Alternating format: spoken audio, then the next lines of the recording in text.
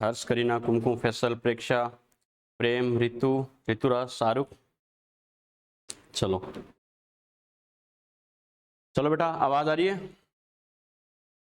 आवाज आ रही है ना? आवाज सही है? चलो बेटा, अपना जो लास्ट लेक्चर हुआ था आयनिक इक्विलिब्रियम का बेटा, उसमें हमने डिस्कस किया था, जैसे अपने पीछे के 2 लेक्चर्स में डिस्कस किए थे अपने एसिड बेस कॉन्सेप्ट के अकॉर्डिंग, एसिड क्या होता है, बेस क्या होता है बेटा, क्लियर? ठीक है, और वाटर की नेचर क्या होती है ये भी हमने डिस्कस किया था। उसके बाद अपन ने स्टार्ट किया था स्ट्रॉन्ग क्या होते हैं, वीक क्या होते हैं। स्ट्रॉन्ग इलेक्ट्रोलाइट वैसे तो मैंने पूरा ही बताया था। नॉन इलेक्ट्रोलाइट क्या होते हैं, इलेक्ट्रोलाइट क्या होते हैं। इलेक्ट्रोलाइट में भी स्ट्रॉन्ग क्या होते हैं, वीक क्या होते हैं, लेकिन इलेक्ट्रोलाइट क्या होते हैं, नॉन इलेक्ट्रोलाइट क्या होते हैं, फिर स्ट्रॉन्ग क्या होते हैं, वीक क्या होते हैं। खाली इससे मतलब नहीं है, मतलब है जो आपको एग्जाम्पल दिया जाए उसको पहचानना। क्योंकि मैंने क्या कहा था बेटा, चैप्टर का बेसिक पार्ट यही है। क्योंकि जब तक आपको यह आइडिया नहीं होगा कि जो मुझे एग्जाम्पल दे रखा है वो किसका एग्जाम्पल है, एसिड का है, बेस का है, सॉल्ट का है, स्ट्रॉन्ग का है, वीक का है, तब तक आप क्वेश्चन में अप्लाई कर ही नहीं सकते बच्चों, ध्यान रखना। ओके, और ये ध्यान रखना, एसिड हो गया, बेस हो गया, सॉल्ट हो गया, सभी के लिए अलग अलग कॉन्सेप्ट अप्लाई होगा। तो सबसे पहले बच्चे को ये आइडिया होना चाहिए, क्लियर? एक एक चीज मैंने क्लियर की थी बेटा, कैसे स्टार्टिंग के 2 लेक्चर मैंने उसी को दिए हैं, क्योंकि वो 2 लेक्चर का काम अगर आपको नहीं आता तो आगे के लेक्चर कोई फायदा ही नहीं बच्चों, सीधा फॉर्मूला रटोगे और गलत करके ही आओगे, कोई नहीं रोक सकता इस चीज को। लेकिन एक एक चीज मैंने लिखाई है, क्लियर? बच्चा कहेगा सर जो एग्जाम्पल आपने लिखाए हैं बस वो ध्यान रखने हैं क्या? 99.99, मैंने क्या कहा, 99.99 जो हमारे बार बार यूज होंगे या एग्जाम में पूछे जाएंगे, सारे एग्जाम्पल मैंने लिखा दिए, क्लियर? बस आपको अलग से रटने की जरूरत नहीं है। 2-3 बार जैसे न्यूज़पेपर पढ़ते हो वैसे रीडिंग लगा दोगे, सर ने ये स्ट्रॉन्ग में लिखाए हैं, सर ने ये वीक में लिखाए हैं, ये सॉल्ट में लिखाए हैं, बस आपको देखते एग्जाम्पल दिमाग में स्ट्राइक हो जाएगा, सर ने ये स्ट्रॉन्ग एसिड लिखाया था या वीक एसिड था, ये स्ट्रॉन्ग बेस था या वीक बेस था।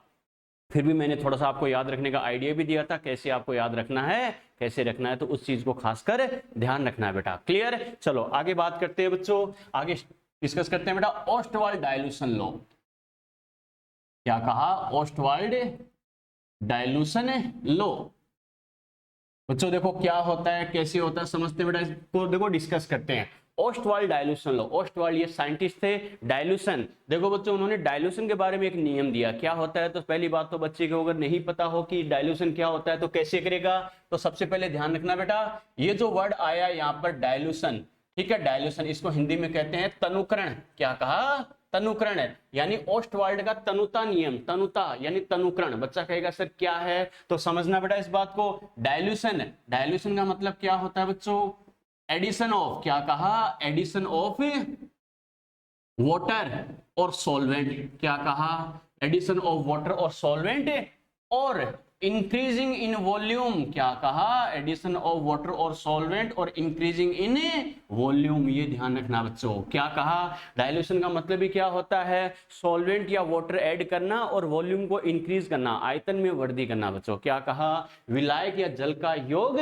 या आयतन में वृद्धि। बच्चा कहेगा सर कैसे, तो सिंपल सी बात है बेटा, रखने की जरूरत नहीं है। सॉल्यूशन चैप्टर जो हमने पढ़ा था उसमें मैंने एक एक चीज क्लियर की थी, और वैसे मोल कॉन्सेप्ट के साथ मैंने कंसंट्रेशन टर्म्स बताए थे, उसमें भी मैंने बताया था। क्या, 2 नाम आते हैं, एक आता है कंसंट्रेट सॉल्यूशन, एक आता है डाइल्यूट सॉल्यूशन। कंसंट्रेट सॉल्यूशन मतलब सांद्र विलयन, एक आता है डाइल्यूट सॉल्यूशन मतलब तनु विलयन। बेटा कहने का मतलब है 2 वर्ड बार बार यूज होते हैं, कंसंट्रेट एंड डाइल्यूट, सांद्र और तनु। ओके, इसका मतलब क्या होता है समझना बच्चों।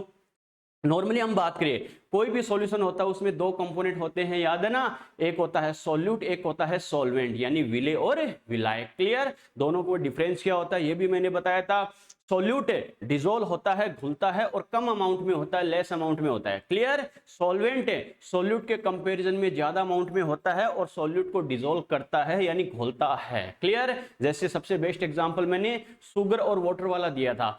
हमें पता है वाटर शुगर को डिजोल्व करती है, शुगर वाटर को डिजोल्व करती है। अरे वाटर शुगर को डिजोल्व करता है बेटा, वाटर यानी जल क्या करता है, शुगर शक्कर को घोलता है, चीनी को घोलता है बेटा, ठीक है? इसका मतलब शुगर डिजोल्व होती है, घुलती है, तो वो सॉल्यूट हो गई, और वाटर उसे डिजोल्व करता है, घोलता है, तो वाटर क्या हो गया, सॉल्वेंट हो गया, विलायक हो गया, क्लियर? अब अपने पॉइंट पर आते हैं, कंसंट्रेट एंड डाइल्यूट, इसका मीनिंग क्या होता है, क्योंकि बार बार ये यूज होगा तो बेसिकली बच्चे को आइडिया होना चाहिए। फॉर एग्जाम्पल बेटा, ये जैसे मान लो वाटर है, कोई दिक्कत नहीं है, 1 लीटर वाटर है, इसमें मैंने 1 चम्मच शक्कर की मिला दी, शुगर की मिला दी बेटा, कोई दिक्कत नहीं है।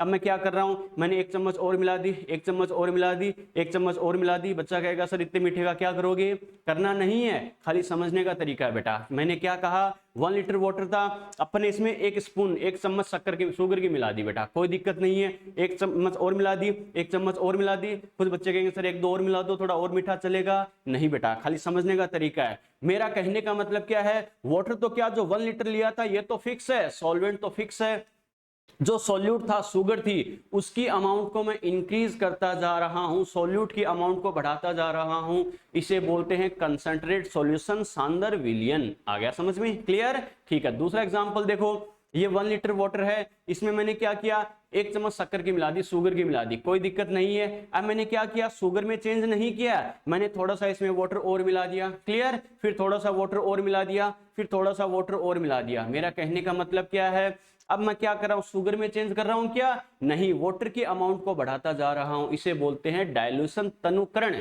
क्लियर। सिंपल वे में अगर मैं कहूं तो कंसंट्रेट का मतलब क्या होता है, सोल्यूट की अमाउंट बढ़ते जाना, विलय की मात्रा बढ़ते जाना या विलय की मात्रा ज्यादा होना, क्लियर, ठीक है। डाइल्यूट तनुकरण का मतलब क्या होता है, सॉल्वेंट या विलायक की मात्रा बढ़ाना या ज्यादा होना, बेटा समझ में आ गया, क्लियर। तो बेसिकली मैंने बताया कंसंट्रेट और डाइल्यूट क्या होते हैं, कैसे होते हैं बेटा, और दोनों एक दूसरे के इनवर्स होते हैं, ये जरूर ध्यान रखना, क्योंकि आगे भी ये काम आएगा। क्योंकि हमें पता है जितना ज्यादा कंसंट्रेट होगा कोई सॉल्यूशन, जितना ज्यादा कंसंट्रेट होगा इसका मतलब उसमें सॉल्यूट उतना ही बढ़ता जाएगा, यानी सॉल्वेंट उसके कंपैरिजन में कम होता जाएगा, यस और नो। और कोई सॉल्यूशन जितना ज्यादा डाइल्यूट होता जाएगा उसमें सॉल्वेंट उतना ही बढ़ता जाएगा, उसके कंपैरिजन में सॉल्यूट उतना ही कम होता जाएगा, क्लियर। तो ध्यान रखना, कंसंट्रेट मतलब सॉल्यूट बढ़ते जाना और डाइल्यूट मतलब सॉल्वेंट बढ़ते जाना, दोनों एक दूसरे के अपोजिट है या नहीं है, तो ध्यान रखना कंसंट्रेशन और डाइल्यूशन दोनों एक दूसरे के अपोजिट प्रोसेस होते हैं, क्लियर, ठीक है बेटा, ध्यान रखना। तो मैंने क्या कहा, सबसे पहले मैंने लिखा है डाइल्यूशन, इसका मतलब क्या होता है, एडिशन ऑफ वाटर और सॉल्वेंट और इंक्रीजिंग इन वॉल्यूम, यानी तनुकरण का मतलब क्या होता है, जल या विलायक का योग या आयतन में वृद्धि, ठीक है बेटा। चलो बच्चों एक चीज और ध्यान रखना, सबसे इंपॉर्टेंट क्या जो इस पर क्वेश्चन बनता है बच्चों, यही बनता है, ओस्टवाल्ड डाइल्यूशन लॉ जो है वो क्या होता है, एप्लीकेबल, मैंने क्या कहा, applicable only for weak electrolyte, क्या कहा, applicable only for weak electrolyte, यानी किसके लिए लागू होता है, यानी ओस्टवाल्ड डाइल्यूशन लॉ की जो हम बात करें वो किसके लिए एप्लीकेबल, किसके लिए लागू होता है, ओनली फॉर वीक इलेक्ट्रोलाइट। ध्यान रखना सबसे बेसिक क्वेश्चन तो यही बनता है। मैंने क्या कहा, ओस्टवाल्ड का तनुता का नियम केवल और केवल क्या होता है, दुर्बल वैद्युत अपघट्य के लिए लागू होता है, क्लियर। बच्चा कहेगा सर कैसे, तो इस बात को समझना बेटा, अरे हर चीज का कोई ना कोई रीजन तो होता है ना, समझना बेटा कैसे। एक सिंपल सी बात है बेटा, मैंने क्या कहा था, देखो बच्चों मान लो जैसे स्ट्रॉन्ग और वीक के बारे में मैंने आपको 2 प्रॉपर्टी बताई थी। जैसे बच्चे ने कहा applicable only for weak electrolyte, sir आपने ये लिखा है केवल दुर्बल वैद्युत अपघट्य के लिए लागू होता है, इसका मतलब स्ट्रॉन्ग इलेक्ट्रोलाइट यानी प्रबल वैद्युत अपघट्य के लिए लागू नहीं होता क्या सर, बिल्कुल बेटा नहीं होता। ओके, कैसे नहीं होता, पहली बात तो इस समझना बच्चों, देखो स्ट्रॉन्ग क्या होता है, वीक क्या होता है, अपने लास्ट लेक्चर में मैंने डिटेल से डिस्कस किया था, याद है ना। इलेक्ट्रोलाइट दोनों के साथ नाम आ रहा है, इसका मतलब दोनों आयंस में ब्रेक तो होते हैं, क्या कहा, दोनों के साथ क्या नाम आ रहा है बेटा, इलेक्ट्रोलाइट, यानी आयंस में ब्रेक तो दोनों ही होंगे, लेकिन स्ट्रॉन्ग बोल रहा है, इसका मतलब उसके आयंस में ब्रेक होने की टेंडेंसी बहुत ज्यादा होती है। वीक इलेक्ट्रोलाइट यानी इलेक्ट्रोलाइट है तो क्या होगा, वीक नेचर का है, इसका मतलब उसके आयंस में ब्रेक होने की टेंडेंसी बहुत कम होती है। जैसे मैंने इंटेलिजेंट और एक डफर स्टूडेंट का एग्जांपल मैंने दिया था, स्टूडेंट है तो पढ़ेंगे तो दोनों, पढ़ना दोनों को पड़ेगा, लेकिन कोई स्टूडेंट टॉपर क्यों है, इंटेलिजेंट क्यों है, क्योंकि उसके खुद के पढ़ने की टेंडेंसी बहुत ज्यादा है, यानी उसकी खुद की इच्छा बहुत ज्यादा है बेटा, आ गया समझ में, इसलिए वो अपने मन से पढ़ता है, मन से पढ़ता है तो टॉप रैंक भी देता है, क्लियर। एक एवरेज स्टूडेंट है या कोई क्या जो मान लो उसका रिजल्ट बहुत बेकार आता है, एक्चुअल में क्या है, वो स्टूडेंट है, वो एवरेज पढ़ाई भी कर रहा होगा लेकिन जबरदस्ती कर रहा है टीचर और पेरेंट्स की वजह से या और कोई फैमिली मेंबर है उसकी वजह से, अगर मन से पढ़ता तो नो डाउट बहुत अच्छा रिजल्ट देता। मेरा कहने का मतलब क्या है, पढ़ेंगे दोनों, लेकिन क्या जो अपने मन से पढ़ेगा वही तो क्या होता है, टॉपर होता है, इंटेलिजेंट होता है। और क्या जबरदस्ती जिसको पढ़ाया जाता है वही तो क्या होता है, अपन डफर या एवरेज स्टूडेंट बोलते हैं। यस और नो, सेम केस यही है बेटा। इलेक्ट्रोलाइट बोल दिया है तो क्या होंगे, ब्रेक तो दोनों होंगे, लेकिन जिसके ब्रेक होने की टेंडेंसी बहुत ज्यादा है वो स्ट्रॉन्ग इलेक्ट्रोलाइट बोला जाता है। ठीक है, वीक इलेक्ट्रोलाइट यानी ब्रेक तो होगा लेकिन वीक नेचर का है, यानी ब्रेक होने की टेंडेंसी बहुत कम होती है, अपने आप ब्रेक नहीं होता, उसे जबरदस्ती ब्रेक करना पड़ता है, यानी उसमें जो सॉल्वेंट होता है उसकी वजह से वो ब्रेक होता है। क्लियर? ठीक है, तो मेरा कहने का मतलब क्या है, Ostwald dilution law strong electrolyte के लिए एप्लीकेबल क्यों नहीं होता, वीक के लिए क्यों होगा, प्रैक्टिकली समझ सकते हो बेटा कैसे। तो मैंने स्ट्रॉन्ग क्या होता है, वीक क्या होता है, ये तो बताया था।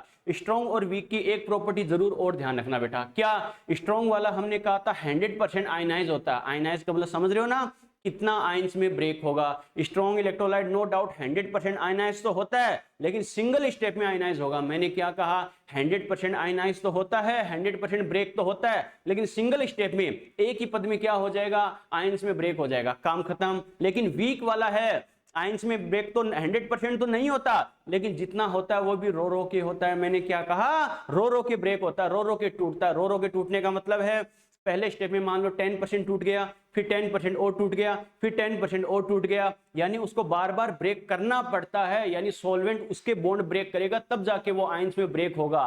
तो क्या होगा, वो एक साथ ब्रेक नहीं होता, वो स्टेप बाय स्टेप ब्रेक होता है। क्लियर? तो जैसे स्ट्रॉन्ग के लिए अपन कहते हैं 100% आयनाइज होता है, वीक के लिए कहा था लेस देन 100% आयनाइज होता है। लेस देन 100% में 10, 20, 50, 90 कितना भी हो सकता है, उसकी नेचर पे डिपेंड करेगा कौन सा कंपाउंड आपने लिया है। क्लियर? तो एक प्रॉपर्टी देसी लैंग्वेज में और ध्यान रखना, स्ट्रॉन्ग वाला सिंगल स्टेप में आयनाइज होगा और वीक वाला रो रो के आयनाइज होगा, यानी स्टेप बाय स्टेप होगा, थोड़ा बहुत पहले स्टेप में, फिर दूसरे स्टेप में, फिर तीसरे स्टेप में, ऐसे रो रो के अलग अलग स्टेप में आयनाइज होता है बेटा। क्लियर? ठीक है, अब जैसे मैंने कहा स्ट्रॉन्ग वाला, सबसे पहले ये देखते हैं स्ट्रॉन्ग के लिए एप्लीकेबल क्यों नहीं होता ये लो।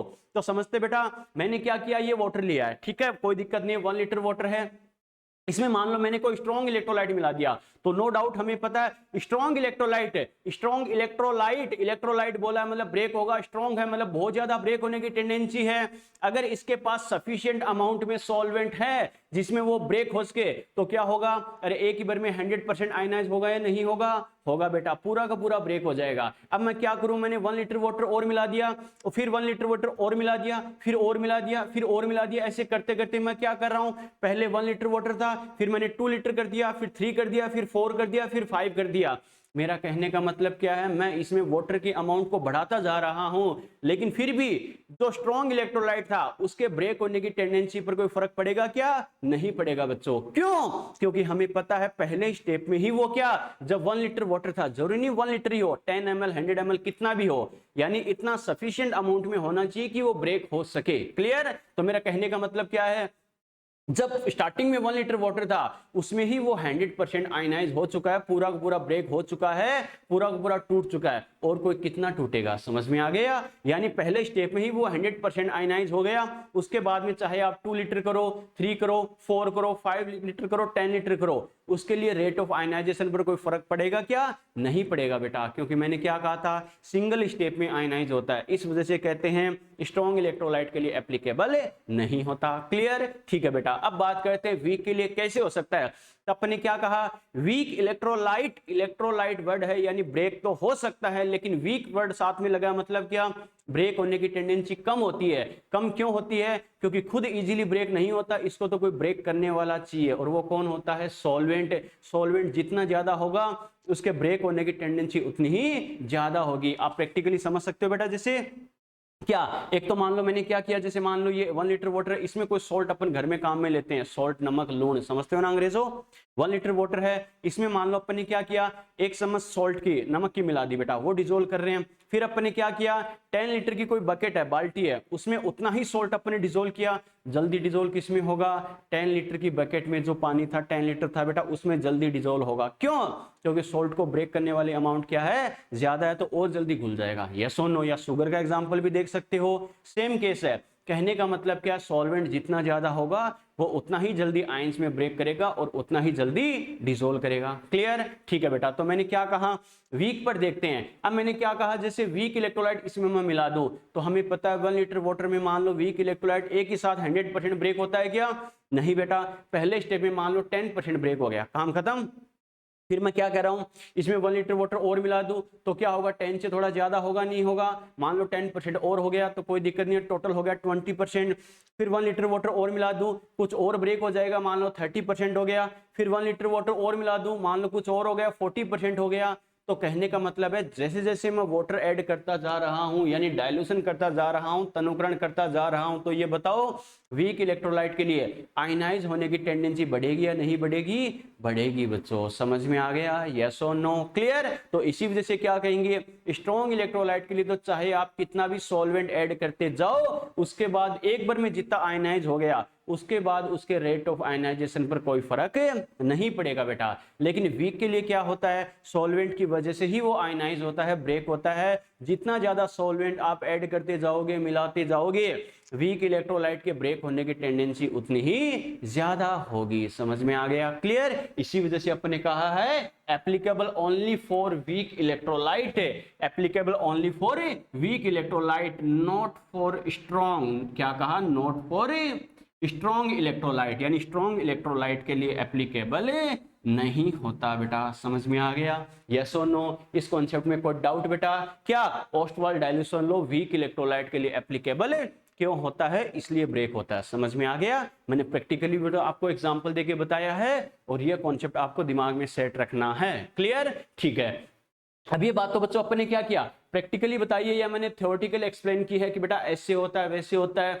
अपन डेरिवेशन से इस बात को प्रूफ कर सकते हैं क्या, क्या इसका मतलब क्या होगा, डाइल्यूशन जितना ज्यादा होगा हमें पता है रेट ऑफ आयनाइजेशन उतनी ही ज्यादा होगी बेटा। अभी जैसे वाटर वाला केस मैंने बताया था, 1 लीटर वाटर कुछ परसेंट ब्रेक हो जाएगा, 1 लीटर और मिला दे कुछ परसेंट और हो जाएगा, 1 लीटर और मिला दे कुछ परसेंट और हो जाएगा। इसका मतलब जितना ज्यादा वाटर या सॉल्वेंट ऐड करते जा रहे हैं, इसका मतलब जितना ज्यादा डाइल्यूट करते जा रहे हैं, वीक इलेक्ट्रोलाइट के ब्रेक होने की टेंडेंसी उतनी ही ज्यादा होगी। क्लियर। अब डेरिवेशन से इस बात को प्रूफ करते हैं अपन, कैसे होता है क्या होता है समझना बच्चों। फॉर एग्जांपल मैंने कोई एग्जांपल लिया है एबी, एबी का मतलब क्या है, कोई इलेक्ट्रोलाइट है, कोई इलेक्ट्रोलाइट है, कैसा है वो, वीक है बच्चों। क्लियर, ठीक है, वीक इलेक्ट्रोलाइट है। इसको अपन क्या कर रहे हैं, इसको मैं वाटर में डिसोल्व कर रहा हूं, तो बच्चों क्या होगा, ये A प्लस एक्वस और B माइनस एक्वस, इनमें ब्रेक होगा या नहीं होगा, बिल्कुल बच्चों होगा। ठीक है, अब क्या कहेंगे, एट T इक्वल टू 0, क्या कहा, at T equal to 0, T equal to 0 का मतलब समझ रहे हो क्या, इन रिएक्शन को थोड़ा सा साइड में लिख रहा हूं बेटा मैं, कैसे, देखो बच्चों अपन ने क्या कहा, दो कंडीशन डिस्कस करते हैं। ये तो मैंने क्या कहा, ये तो जैसे अपन एग्जांपल ले रहे हैं, फॉर एग्जांपल अपन ने क्या लिया, जैसे AB कोई इलेक्ट्रोलाइट है, AB इलेक्ट्रोलाइट को अपन क्या कर रहे हैं, अगर वाटर में डिसोल्व करे तो ये क्या होगा, A प्लस एक्वस और साथ में क्या बनाएगा, B माइनस एक्वस। अरे केटायन और एनायन में ब्रेक होगा या नहीं होगा, होगा। एक बात तो ध्यान रखना, ये जो डबल एरो का जो साइन होता है वो हमेशा ध्यान रखना, पूरे चैप्टर में बार बार काम आएगा। मैंने क्या कहा था, केमिकल के कुछ कॉन्सेप्ट केमिकल इक्विलिब्रियम के काम आएंगे बच्चों, ध्यान रखना। अगर स्ट्रॉन्ग इलेक्ट्रोलाइट है इसके लिए सिंगल एरो यूज करते हैं, क्यों, क्योंकि स्ट्रॉन्ग इलेक्ट्रोलाइट है तो उसकी तो जैसे ब्रेक होने की, टूटने की टेंडेंसी ज्यादा होती है बेटा। मैंने क्या कहा, स्ट्रॉन्ग इलेक्ट्रोलाइट के लिए तो ब्रेक होने की टेंडेंसी ज्यादा होती है, वो तो मैक्सिमम ब्रेक ही होता है, उसके फॉर्मेशन के चांसेस बहुत कम होते हैं। क्लियर। लेकिन जो वीक वाला होता है वो ब्रेक होता है और वापस आयंस आपस में रिएक्शन करके वापस भी वो कंपाउंड बना सकता है, तो डबल एरो साइन लगाते हैं बेटा इस टाइप से। ये होता है स्ट्रॉन्ग के लिए, ये होता है वीक के लिए। समझ में आ गया, तो छोटी मोटी बातें ये ध्यान रखनी है आपको। क्लियर, ठीक है बेटा। तो अपन ने क्या कहा, डेरिवेशन से देखते हैं इस बात को अपन कैसे प्रूव कर सकते हैं। तो अपन ने क्या कहा, ये जैसे अपन ने कोई एग्जांपल लिया है, ओके। अब इसकी दो कंडीशन अपन डिस्कस कर रहे हैं। एक तो मैं कह रहा हूं T equal to 0, T equal to 0 का मतलब है स्टार्टिंग टाइम, यानी अभी आयनाइज होना स्टार्ट नहीं हुआ रिएक्शन के स्टार्टिंग में। क्लियर, ठीक है। इसकी कंसंट्रेशन मान लो C, मान लो जो इलेक्ट्रोलाइट आपने लिया है उसकी कुछ भी कंसंट्रेशन है, ये 0 और 0। और पूरे चैप्टर में एक बात और ध्यान रखना बच्चों, क्या, हम जो भी स्टडी करेंगे इस बात को दिमाग में सेट कर लेना, क्या कहा, हम जो भी स्टडी करेंगे वीक के रेस्पेक्ट में करेंगे। क्या कहा, जो भी अपन को स्टडी करनी है, रिजल्ट देना किसके लिए, वीक के लिए। बच्चा कहेगा सर क्यों, स्ट्रॉन्ग की क्या दिक्कत है, तो ध्यान रखना स्ट्रॉन्ग का तो हमें पता ही है 100% आयनाइज होता है, स्टडी करने की जरूरत क्या है। आ गया समझ में। हम आयनिक इक्विलिब्रियम की बात कर रहे हैं, आयंस में कितना ब्रेक होता है, कितना ब्रेक होता है। स्ट्रॉन्ग वाले का तो पता ही है 100% ही ब्रेक होता है, तो स्टडी करने की क्या जरूरत है। आ गया समझ में। लेकिन वीक 100% ब्रेक नहीं होता। बच्चा कहेगा सर कितना होता है, वो डिपेंड करेगा कौन सा एग्जाम्पल है, कौन सा कंपाउंड है, उसके अकॉर्डिंग 10%, 20%, 15, 90 अलग अलग अमाउंट में हो सकता है। कंडीशन क्या है और कंपाउंड क्या है। अपन जो भी स्टडी करेंगे अगर चल के नहीं बोला जाए कि ये कौन सा स्ट्रॉन्ग है वीक है, ध्यान रखना चिल्ला चिल्ला कर बोल रहा है स्ट्रॉन्ग है तो कोई दिक्कत नहीं, स्ट्रॉन्ग है कुछ नहीं बोले तो क्या है वो वीक इलेक्ट्रोलाइट की बात कर रहा है बेटा। पूरे चैप्टर में ध्यान रखनी है बात, क्लियर। ठीक है, तो मैंने क्या कहा, ये मान लो स्टार्टिंग में C है और ये 0 और 0 है बेटा, क्लियर। ठीक है, अब मैं बात करूं एट इक्विलिब्रियम या टी टाइम। एट इक्विलिब्रियम मतलब कुछ टाइम बाद जब ये ब्रेक होना बंद हो जाएगा, सपोज करो बेटा, तो इसके अकॉर्डिंग मान लो कुछ परसेंट ये ब्रेक हो जाए तो रिमेनिंग कितना होगा C माइनस सी अल्फा। अरे मोल कॉन्सेप्ट में मैंने सारा बताया था अल्फा के बारे में, ध्यान है ना बच्चों। क्या इसकी स्टार्टिंग अमाउंट कितनी है C, पहले उसका अल्फा परसेंट कैलकुलेट करेंगे तो क्या हो गया C अल्फा, फिर स्टार्टिंग वाले में से माइनस वापस माइनस करेंगे तब क्या होगा रिमेनिंग होगा, यानी C माइनस सी अल्फा। क्योंकि वीक इलेक्ट्रोलाइट है तो सारा का सारा तो ब्रेक होगा क्या, नहीं। अगर ये 100% आयनाइज हो जाता, पूरा का पूरा ब्रेक हो जाता, तब तो यहाँ पर 0 बचता, लेकिन थोड़ी बहुत अमाउंट जरूर बचेगी। क्यों, क्योंकि ये 100% आयनाइज नहीं होता, क्लियर। ये मैंने C माइनस सी अल्फा क्यों लिखा है, किसी बच्चे का डाउट है तो फिर समझ लेना। मैंने एक सिंपल सा एग्जांपल दिया था बेटा, क्या मैंने आपको 10 रुपए दिए, सपोज करो। बच्चा कहेगा सर कब दिया आपने, मान लो बेटा, नाराज मत हो, मान लो खाली। तो क्या कहा मैंने आपको 10 रुपए दिए, मैंने कहा बेटा एंजॉय करो अपनी जिंदगी जियो, ओके। और मेरे इतना बोलते ही आप हवा में आ गए, सर ने बोल ही दिया कि जिंदगी एंजॉय करे, अब तो एंजॉय करेंगे। अब आप क्या कर रहे हो, जैसे मैंने आपको 10 रुपए दिए आप क्या हो गए, उसेन बोल्ट बन गए, भाग गए। कभी मूवी देख रहे हो, कभी बेटा पानी पूरी खा रहे हो, कभी आइसक्रीम खा रहे हो, कभी शॉपिंग कर रहे हो, कुछ भी कर रहे हो। यानी कहने का मतलब है फुल फॉर्म में आपने जिंदगी जी। और आपने क्या किया, सपोज करो 50% रुपीज आपने खर्च कर दिए, 50% रुपया आपने खर्च कर दिए, बहुत ज्यादा उड़ा दिए बेटा। तो क्या होगा, शाम को मैं आपसे पूछूं बेटा कितने बचे, अरे वापस मत देना लेकिन बता देना कि सर कितने बचे, कोई दिक्कत नहीं है। सपोज करो 50% आपने खर्च कर दिए, यूज कर लिए, तो ये बताओ बाकी कुछ ना कुछ रिमेनिंग तो है ना, सारे सारे यूज तो नहीं करिए। इसका मतलब 50% आपने यूज किए हैं, तो रिमेनिंग कितना है। तो बच्चा क्या करेगा, सर स्टार्टिंग में आपने 10 रुपीज दिए थे, तो सीधा क्या करोगे 10 माइनस 50 करोगे क्या, नहीं बेटा। परसेंट बोला है तो एक बात तो श्योर है, परसेंट का मतलब क्या होगा 50% यानी 50/100, क्लियर। लेकिन डायरेक्ट करोगे क्या, अरे 10 माइनस 50/100 यानी 10 माइनस है क्या करोगे 0.5, तो 9.5 बचेगा। जबकि हमें नॉर्मल मैथमेटिक्स आती है 10 रुपीज का 50% अगर यूज कर ले तो 5 रुपीज बचते हैं, यस और नो। वो करेक्ट आंसर कब आएगा, जब पहले आप 10 का 50% कैलकुलेट करोगे, यस और नो। 10 का अगर 50% कैलकुलेट करूं मुझे पता है कितना आएगा 5 है, फिर 10 माइनस 5 करूंगा तब मेरा सही आंसर आएगा 5 रुपीज रिमेनिंग है। समझ में आ गया। सेम केस यहां पर है बच्चों, क्लियर। यहां बच्चों देखो 10 की जगह मैंने क्या लिया है C, ये माइनस 10 की जगह C लिख दो, और 50% है उसकी जगह मैंने लिया है अल्फा। समझ में आ गया। तो मान लो अगर 100% ब्रेक नहीं होता है तो कभी भी आपको रिजल्ट बताना हो तो क्या करना, जितना लिया था पहले उसका उतना परसेंट कैलकुलेट करो। आ गया समझ में, उतना परसेंट कैलकुलेट करो। वो आपने कैलकुलेट कर लिया, फिर स्टार्टिंग में जो अमाउंट थी उसमें से वापस माइनस करो बेटा, तब जाके पता चलेगा एग्जैक्ट में रिमेनिंग कितना है बेटा। समझ में आ गया, यस और नो। तो मैंने C माइनस सी अल्फा क्यों लिखा है, अब तो समझ में आ गया ना। वैसे मोल कॉन्सेप्ट में मैंने बताया था बेटा, ध्यान रखना इस चीज को, क्लियर। ये छोटी मोटी चीजें हैं, इनमें डाउट नहीं होना चाहिए। चलो बेटा अब बात करते हैं। तो मैंने क्या कहा, और एक बात ध्यान रखना, कोई कंपाउंड कितना ब्रेक हो रहा है, कितना फॉर्मेशन हो रहा है, कोई भी आयन हो चाहे रिएक्टेंट हो चाहे प्रोडक्ट हो, वो स्टाइकियोमेट्रिक कोफिशिएंट की टर्म में होता है। मैंने कहा था मोल कॉन्सेप्ट को इसीलिए तो बैकबोन बोलते हैं पूरी फिजिकल केमिस्ट्री की। क्यों, इसमें जो जो कॉन्सेप्ट्स अपन ने डिस्कस किए थे पूरे फिजिकल में यूज होंगे बार बार। तो कैसे बेटा, देखो ये अगर 1 मोल है, फिर से बता रहा हूं समझ लेना, ये अगर 1 मोल है, डायरेक्ट रिजल्ट नहीं लिख रहा हूं मैं, बच्चे को पता होना चाहिए सर ने कैसे लिखा। ये 1 मोल है तो देखो ये भी कितना है 1 है, इसका मतलब ये जितना ब्रेक होगा ये उतना ही बनेगा। तो ये कितना ब्रेक हो रहा है C अल्फा, तो ये कितना बनेगा C अल्फा बनेगा।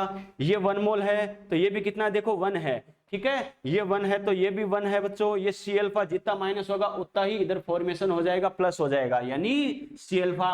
बच्चा कहेगा सर ये अगर 2 होता, बिल्कुल बेटा, यहाँ पर अगर 2 भी माइनस होता तो ये अगर C अल्फा माइनस हो रहा तो इधर कितना बनता 2C अल्फा होता, डबल होता। मैंने क्या कहा कोफिशिएंट की टर्म में इधर 1 है तो कोई दिक्कत नहीं है, उसके कंपैरिजन में ये इतना है तो ये इतना, ये इतना है तो ये इतना। समझ में आ गया? यस और नो? चलो बेटा, अगर मैं इसका कांस्टेंट लिखूं, कांस्टेंट होता है के, और हमें पता है कांस्टेंट हमेशा क्या होता है, प्रोडक्ट अपॉन रिएक्टेंट। यस और नो? अरे कांस्टेंट हमेशा क्या होता है, उत्पाद की सांद्रता बटे क्रिया कारकों की सांद्रता। याद है ना बच्चों? Clear?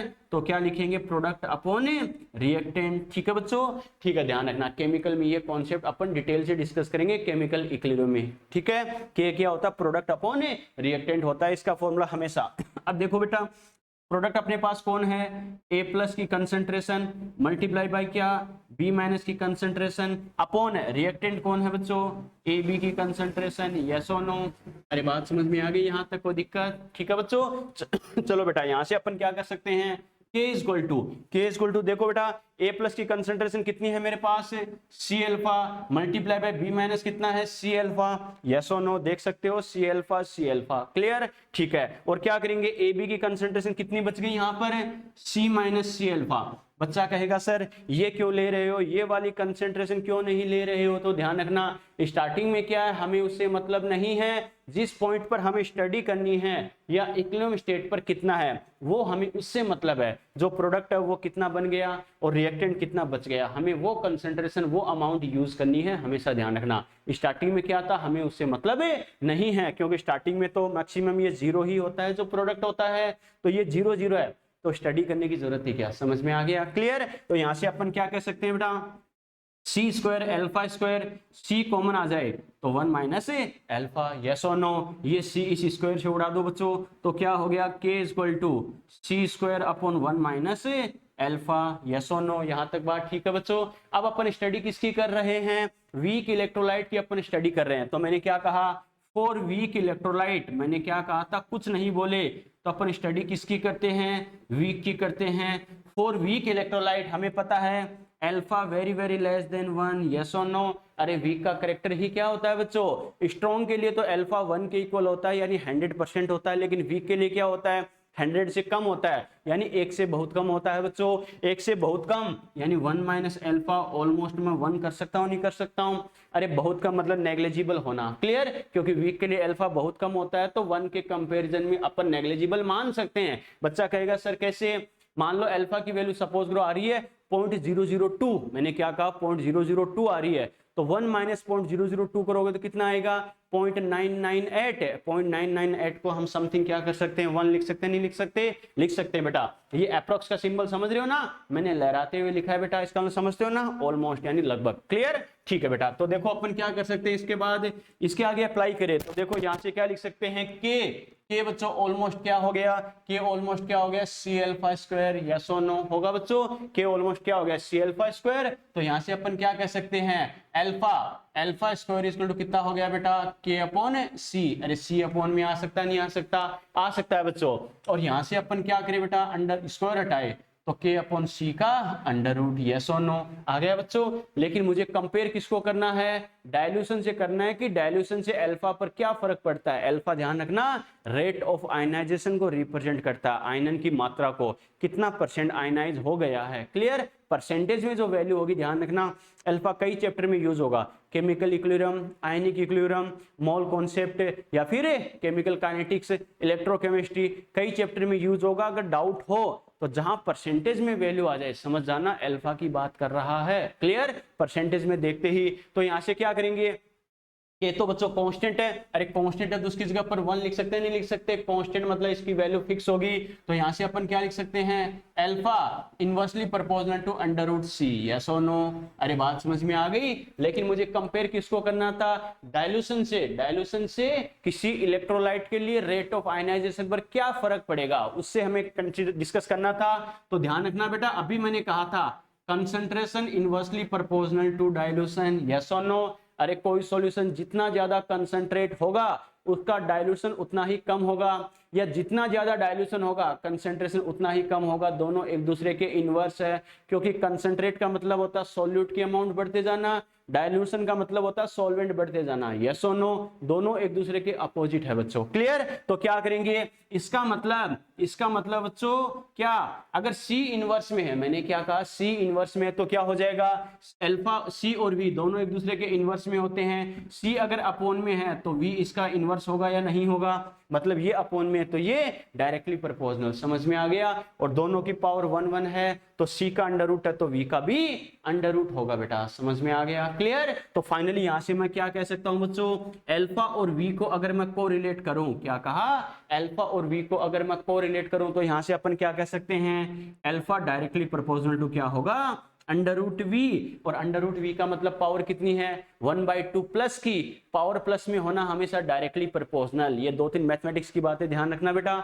x proportional to y, मैंने क्या कहा, ऐसी कंडीशन आ जाए x प्रोपोर्शनल टू y, ये पावर पॉजिटिव में है, चाहे कितनी भी हो, 1/2 हो, 1/3 हो, 1 हो, 2 हो, 5 हो, कितनी भी हो, अगर y की पावर पॉजिटिव में है मतलब डायरेक्टली प्रोपोर्शनल। क्लियर? ठीक है बच्चों, डायरेक्टली प्रोपोर्शनल का मतलब क्या होता है, सेम होना। सेम होना मतलब x इंक्रीज तो y इंक्रीज, x डिक्रीज तो y डिक्रीज। यस और नो? डायरेक्टली प्रोपोर्शनल यानी सेम सेम, ये इंक्रीज तो ये इंक्रीज, ये डिक्रीज तो ये डिक्रीज। क्लियर? ठीक है, दूसरी कंडीशन ध्यान रखना, अगर आपसे बोला जाए, अगर ऐसी कंडीशन, तो मैंने क्या कहा, डायरेक्टली प्रोपोर्शनल। एक कंडीशन ऐसी आ जाए, x प्रोपोर्शनल टू y की पावर नेगेटिव में, नेगेटिव बोला चाहे कितना भी हो, -1 -2 -3 कुछ भी हो बेटा, ध्यान रखना, तो y अगर अपोन में आएगा तो क्या आएगा, इनवर्सली प्रोपोर्शनल टू x आएगा, नहीं आएगा? यस और नो? यानी अगर नेगेटिव में पावर है तो ध्यान रखना हमेशा इनवर्सली प्रोपोर्शनल है बच्चों। क्लियर? और इनवर्सली यानी इस टाइप से, इनवर्सली नाम से पता चला, इनवर्स यानी अपोजिट होना, इसका मतलब क्या होगा, इनवर्स मतलब अपोजिट, अपोजिट ही होगा। कैसे, ये इंक्रीज तो ये डिक्रीज, ये इंक्रीज तो ये डिक्रीज। कहने का मतलब है इनवर्स मतलब व्युत्क्रमानुपाती, हमेशा विपरीत है, एक बढ़ेगा तो दूसरा घटेगा, एक घटेगा तो दूसरा बढ़ेगा, हमेशा अपोजिट ही होगा। क्लियर? ठीक है। और x प्रोपोर्शनल टू अगर ये बोल दे y की पावर 0 है, 0 मतलब ना पॉजिटिव ना नेगेटिव, 0 तो दोनों के बीच का पॉइंट होता है, अगर पावर 0 है मतलब ना डायरेक्टली प्रोपोर्शनल ना इनवर्सली प्रोपोर्शनल। इसका मतलब क्या, डिपेंड ही नहीं करेगा। इसका मतलब x में चाहे इंक्रीज हो, चाहे x इंक्रीज हो, चाहे डिक्रीज हो, इसकी वजह से y पर कोई फर्क नहीं पड़ेगा, या y में कैसा भी चेंज हो x पर कोई फर्क नहीं पड़ेगा। Independent, does not depend. समझ में आ गया? निर्भर नहीं करेगा। तो ध्यान रखना, डायरेक्टली प्रोपोर्शनल और इनवर्स का जो खेल है बेटा, ये बार बार काम आएगा। बेसिकली बच्चों को आइडिया होना चाहिए इसका मीनिंग क्या है, कैसे है बच्चों। यहां तक बात समझ में आ गई? यस और नो? क्लियर? तो मेरा कहने का मतलब क्या है, अल्फा और v दोनों डायरेक्टली प्रोपोर्शनल आ रहे हैं। v की पावर बच्चों क्या है, अंडर रूट मतलब 1/2 प्लस के साथ है, पावर प्लस में होना डायरेक्टली प्रोपोर्शनल। इसका मतलब मैं क्या कह सकता हूं, alpha directly proportional to under root v। समझ में आ गया? यस और नो? इसका मतलब क्या कहेंगे, अगर वॉल्यूम में v अगर इंक्रीज होगा तो अल्फा भी इंक्रीज होगा बच्चों। यस और नो? इसी बात को तो अपने थ्योरेटिकली एक्सप्लेन किया था बेटा, शुगर और वाटर का एग्जाम्पल देके। क्या कि जैसे जैसे अपन सॉल्वेंट या वाटर की अमाउंट बढ़ाते जाएंगे, जो इलेक्ट्रोलाइट है, कंपाउंड है, उसके ब्रेक होने की टेंडेंसी बढ़ती जाएगी, यानी उसके लिए रेट ऑफ आयनाइजेशन इंक्रीज होता जाएगा। ठीक है बच्चों, ये अपने डेरिवेशन से भी अपन प्रूव कर सकते हैं। यहां तक कोई दिक्कत है तो बोलो बेटा, फटाफट फटाफट, कोई भी दिक्कत है बता सकते हो जल्दी।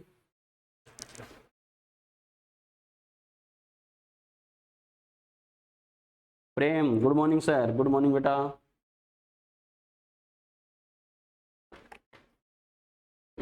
यहां तक कोई दिक्कत,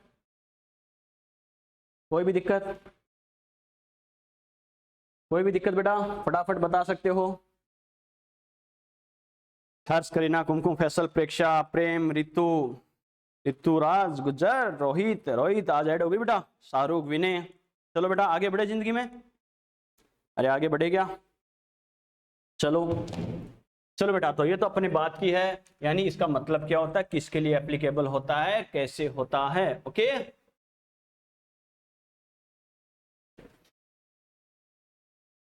चलो बेटा एक चीज और ध्यान रखना, क्या बच्चा रट के रखता है, टीचर रटवाता भी है क्या, कि स्ट्रॉन्ग इलेक्ट्रोलाइट के लिए अपन अगर बात करें, क्या बच्चों समझना इस बात को। देखो मैंने क्या कहा कि बच्चा क्या इस चीज को रट के रखता है कि स्ट्रॉन्ग इलेक्ट्रोलाइट के लिए अल्फा 100% होता है और वीक इलेक्ट्रोलाइट के लिए 100 से कम होता है, यानी लेस देन 100 होता है। क्लियर, बच्चा इस चीज को रटता है, लेकिन हमेशा ये बात ऐसी सही हो जरूरी नहीं है बच्चों। क्या समझना बेटा इस बात को? Eight infinite dilution, star mark कर रहा हूं, ध्यान रखना, एट इनफाइनाइट डायल्यूशन, इसका मतलब ये नहीं इनफाइनाइट नाम आ गया इसलिए लगा रहा हूं, ये कॉन्सेप्ट जरूर ध्यान रखना। क्या? एट इनफाइनाइट डायल्यूशन, क्या कहा? At infinite dilution alpha equal to 100% for weak electrolyte. मैंने क्या कहा? इनफाइनाइट डायल्यूशन की अगर अपन बात करें तो वीक इलेक्ट्रोलाइट के लिए अल्फा क्या हो सकता है? 100% हो सकता है। बच्चा कहेगा सर कैसे? पहली बात तो बच्चों इनफाइनाइट डायल्यूशन का मतलब क्या होता है? डायल्यूशन का मतलब क्या होता है? वाटर या सॉल्वेंट ऐड करते जाना। और इनफाइनाइट का मतलब क्या होता है? इनफाइनाइट का मतलब ये नहीं कोई पर्टिकुलर लिमिट, आपको लिमिट नहीं दिया, लिमिटलेस, अपरिमित, अनंत, जिसकी कोई लिमिट ना हो बेटा। मैंने क्या कहा? इनफाइनाइट डायल्यूशन, इसका मतलब है आप कंटिन्यूअसली डाइल्यूट करते जा रहे हो, रुकने का नाम ही नहीं ले रहे। कैसे बेटा? जैसे मैंने बोतल वाला एग्जांपल मैंने लिया था, तो क्या सपोज करो किसी बच्चे ने क्या किया, 1 लीटर वाटर लिया, 1 लीटर वाटर लिया, इसमें मान लो कुछ शुगर की अमाउंट मिला दी, कोई दिक्कत नहीं है। अब हमें पता है मान लो 1 लीटर में वो 10% आयनाइज होती है, तो कोई दिक्कत नहीं है, 10% हो गई। बच्चे ने 1 लीटर और टिका दिया, वो क्या हो गया? 10% और हो गया। 1 लीटर और टिका दिया तो वो 10% और हो गया। 1 लीटर और टिका दिया, 10% और हो गया। 10%, 1 लीटर और टिका दिया, 10% और हो गया। इलेक्ट्रोलाइट कहता है मैं वीक इलेक्ट्रोलाइट हूं, 100% आयनाइज नहीं होऊंगा। बच्चा भी कहता है मैं भी ढीढ़ हूं, तू वीक इलेक्ट्रोलाइट है तो मैं भी स्ट्रॉन्ग वाला ढीढ़ हूं। यानी कि मतलब ढीढ़ समझते ना रे अंग्रेजों, मतलब जिद्दी हूं। कहने का मतलब क्या है? तू कब तक ब्रेक नहीं होगा देखते जाना। यानी बच्चा क्या कर रहा है? 1 लीटर 2 लीटर यानी बाल्टी लेके पास में ही खड़ा है बच्चों, ठीक है। जैसे ही लगा कि कुछ परसेंट ब्रेक हो गया, अब आगे नहीं हो रहा, और टिका दिया, ये ले और पी ले, ठीक है। फिर जैसे ही देखा कि ब्रेक होना बंद हो गया, और टिका दिया, मग भर के क्या और पी ले। कहने का मतलब क्या है? हम कंटिन्यूअसली डाइल्यूट करते जा रहे हैं। इनफाइनाइट डाइल्यूशन का मतलब क्या है? हम कंटिन्यूअसली सॉल्वेंट या वाटर ऐड करते जा रहे हैं, रुकने का नाम ही नहीं ले रहे। और हमें पता है weak electrolyte no doubt step by step ionize होता है, 10 20 30 40 50 60 70 ऐसे करते करते। और एक टाइम ऐसा आएगा जब बेचारा थक हार के पूरा का पूरा ब्रेक होगा नहीं होगा, और जिस पॉइंट पर वो पूरा का पूरा ब्रेक हो जाएगा, इसी को तो अपन क्या बोलते हैं? अल्फा इक्वल टू 100% होना, रेट ऑफ आयनाइजेशन का 100% होना, यानी पूरा का पूरा ब्रेक हो चुका है। क्लियर? ठीक है बेटा। और आप ऐसे भी समझ सकते हो, क्या मैंने क्या कहा था? अल्फा और वी डायरेक्टली प्रोपोर्शनल। इसका मतलब है डायरेक्टली प्रोपोर्शनल का मतलब मैंने क्या कहा? सेम सेम होना, यानी वी इंक्रीज होता जाएगा तो अल्फा भी इंक्रीज होता जाएगा। इसका मतलब है इनफाइनाइट डाइल्यूशन का मतलब क्या है? यानी डाइल्यूशन यानी वॉल्यूम का अपनी मैक्सिमम अमाउंट को, मैक्सिमम लिमिट को गेन कर लेना। समझ में आ गया? इनफाइनाइट डाइल्यूशन यानी जितना डाइल्यूट कर सकते हैं, जितना वाटर ऐड कर सकते हैं उतना कर दिया, ठीक है। अगर ये मैक्सिमम हो गया तो डायरेक्टली प्रोपोर्शनल का मतलब क्या है? ये जैसा वो भी वैसा ही, यस और नो। इसका मतलब ये अगर इनफाइनाइट है, यानी डाइल्यूशन अगर वी ने अपनी मैक्सिमम वैल्यू को अप्रोच कर लिया है, तो अल्फा भी अपनी मैक्सिमम वैल्यू को अप्रोच करेगा या नहीं करेगा? करेगा बेटा। और अल्फा की मैक्सिमम वैल्यू कितनी होती है? 100% होती है। समझ में आ गया? तो स्टेटमेंट का ध्यान रखना। आपसे बोला जाए ट्रू एंड फॉल्स में पूछा जाए कि स्ट्रॉन्ग इलेक्ट्रोलाइट के लिए अल्फा होता है 100%, बिल्कुल बेटा बात सही है। फिर बोला जाए वीक इलेक्ट्रोलाइट के लिए अल्फा होता है लेस देन 100%, बात सही है। लेकिन आपसे बोला जाए at infinite dilution alpha equal to 100% less than 100% for weak electrolyte, अगर इनफाइनाइट डाइल्यूशन बोला है तो 100% वीक के लिए भी हो सकता है, ध्यान रखना। समझ में आ गया? और अगर नॉर्मल कुछ नहीं बोले कि वीक इलेक्ट्रोलाइट के लिए अल्फा क्या होता है, तो मोर करेक्ट क्या है? Less than 100%। क्यों कुछ नहीं बोला? मतलब नॉर्मल कंडीशन की बात कर रहा है। लेकिन इनफाइनाइट वर्ड अगर यूज कर दे, इनफाइनाइट डाइल्यूशन, तो वीक के लिए भी अल्फा 100% हो सकता है। समझ में आ गया? क्लियर? तो ध्यान रखना बच्चों। अब मैंने क्या कहा, 10 साल पहले तो क्या बेटा सीधा लॉलीपॉप क्वेश्चन पूछ लेते थे कि ओस्टवाल डाइल्यूशन लॉ किसके लिए एप्लीकेबल होता है। बच्चा इस बात को रट के रखता था, वीक के लिए, वीक के लिए, वीक के लिए, वीक के लिए, वीक के लिए। लेकिन आजकल ध्यान रखना, थोड़ा सा ये यूज करने वाला क्वेश्चन भी पूछता है, दिमाग लगाने वाला, कि पहली बात तो सीधा थ्योरेटिकल नहीं पूछेगा बच्चा टिक लगा दे, आपको एग्जाम्पल देगा। मैंने क्या कहा था? एग्जाम्पल बेस्ड पोर्शन है स्टार्टिंग के 2-3 लेक्चर का।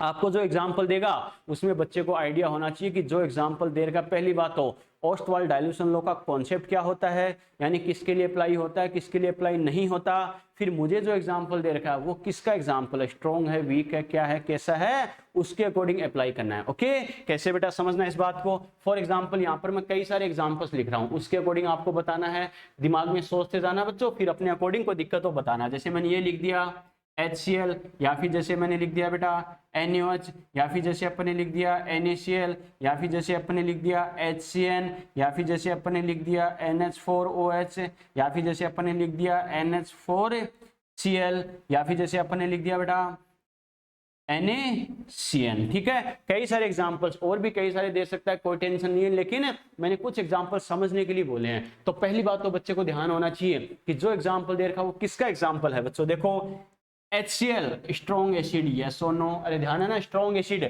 और स्ट्रॉन्ग के लिए कभी अप्लाई होता है क्या, नहीं। एक ही बात दिमाग में रखनी है, मैंने क्या कहा था, applicable only for weak electrolyte, केवल दुर्बल वैद्युत अपघट्य के लिए लागू होता है। वीक इलेक्ट्रोलाइट बोला है, उसमें चाहे वीक एसिड हो चाहे वीक बेस हो। बच्चा कहेगा सर वाटर भी तो लिखाया था, वाटर को नॉर्मल कंसीडर नहीं करते अपन को, क्या एसिड बेस या सोल्ट के ही एग्जांपल देगा, ये ध्यान रखना। क्लियर, ठीक है बेटा। NaOH तो अपन ने क्या कहा था, पहली बात तो बच्चे को बेसिकली आइडिया होना चाहिए, weak electrolyte, weak acid, weak base ध्यान रखना है। स्ट्रॉन्ग इलेक्ट्रोलाइट में स्ट्रॉन्ग एसिड, स्ट्रॉन्ग बेस और सॉल्ट, ये ध्यान रखना क्या होंगे, स्ट्रॉन्ग इलेक्ट्रोलाइट होते हैं। NaOH है, NaOH क्या है बेटा, स्ट्रॉन्ग बेस, स्ट्रॉन्ग के लिए तो एप्लीकेबल होता ही नहीं। क्लियर। NaCl मैंने क्या कहा था, Na+ और Cl- वाटर से रिएक्शन करवाओ, NaOH HCl, यानी ये क्या है, सोल्ट है। सोल्ट अगर है तो इसके लिए एप्लीकेबल होगा क्या, नहीं होगा बेटा। HCN ये वीक एसिड है, अरे शॉर्ट फॉर्म लिख रहे हो, मैंने कहा था पूरे चैप्टर में शॉर्ट फॉर्म ही चलेगी, याद है ना, ठीक है बेटा, इसके लिए नहीं होगा। NH4OH होगा क्या, बिल्कुल बेटा, वीक बेस है तो इसके लिए एप्लीकेबल होगा। HCN वीक एसिड है, इसके लिए एप्लीकेबल होगा। ये टिक और क्रॉस समझ रहे हो ना, इसके लिए नहीं होगा, इसके लिए होगा। क्लियर। NH4Cl, NH4OH और क्या होगा, HCl, यानी एसिड बेस बन रहे हैं, मतलब ये सोल्ट है और सोल्ट है मतलब स्ट्रॉन्ग इलेक्ट्रोलाइट है, इसके लिए होगा क्या, नहीं होगा बेटा। NaCN, NaOH HCN, वाटर से रिएक्शन करवा के देख लेना, ये भी क्या है, सोल्ट है, यानी इसके लिए होगा क्या, नहीं होगा बेटा। तो मेरा कहने का मतलब क्या है, आपको एग्जाम्पल बेस्ड पूछेगा, इनमें से कौन से के लिए ओस्टवाल्ड डाइल्यूशन लॉ एप्लीकेबल होगा, कौन से के लिए नहीं होगा। तो बच्चे को आइडिया होना चाहिए जो एग्जाम्पल मुझे दे रखा है वो किसका एग्जाम्पल है, स्ट्रॉन्ग का है, वीक का है, किसका है, और ओस्टवाल्ड डाइल्यूशन लॉ इसमें से कौन से के लिए होगा, वीक वाले के लिए होगा। तो जो वीक वाला वो आपको चूज करना है। समझ में आ गया। क्लियर। ये अपने बात की है ओस्टवाल्ड डाइल्यूशन लॉ के बारे में। क्लियर। स्क्रीनशॉट लो बेटा फटाफट, कोई दिक्कत है यहाँ तक तो बोलो फटाफट, कोई भी दिक्कत है बता सकते हो, कोई भी दिक्कत, कोई परेशानी, कोई छोटी या बड़ी शंका, स्क्रीनशॉट लो फटाफट, कोई दिक्कत है तो बताओ।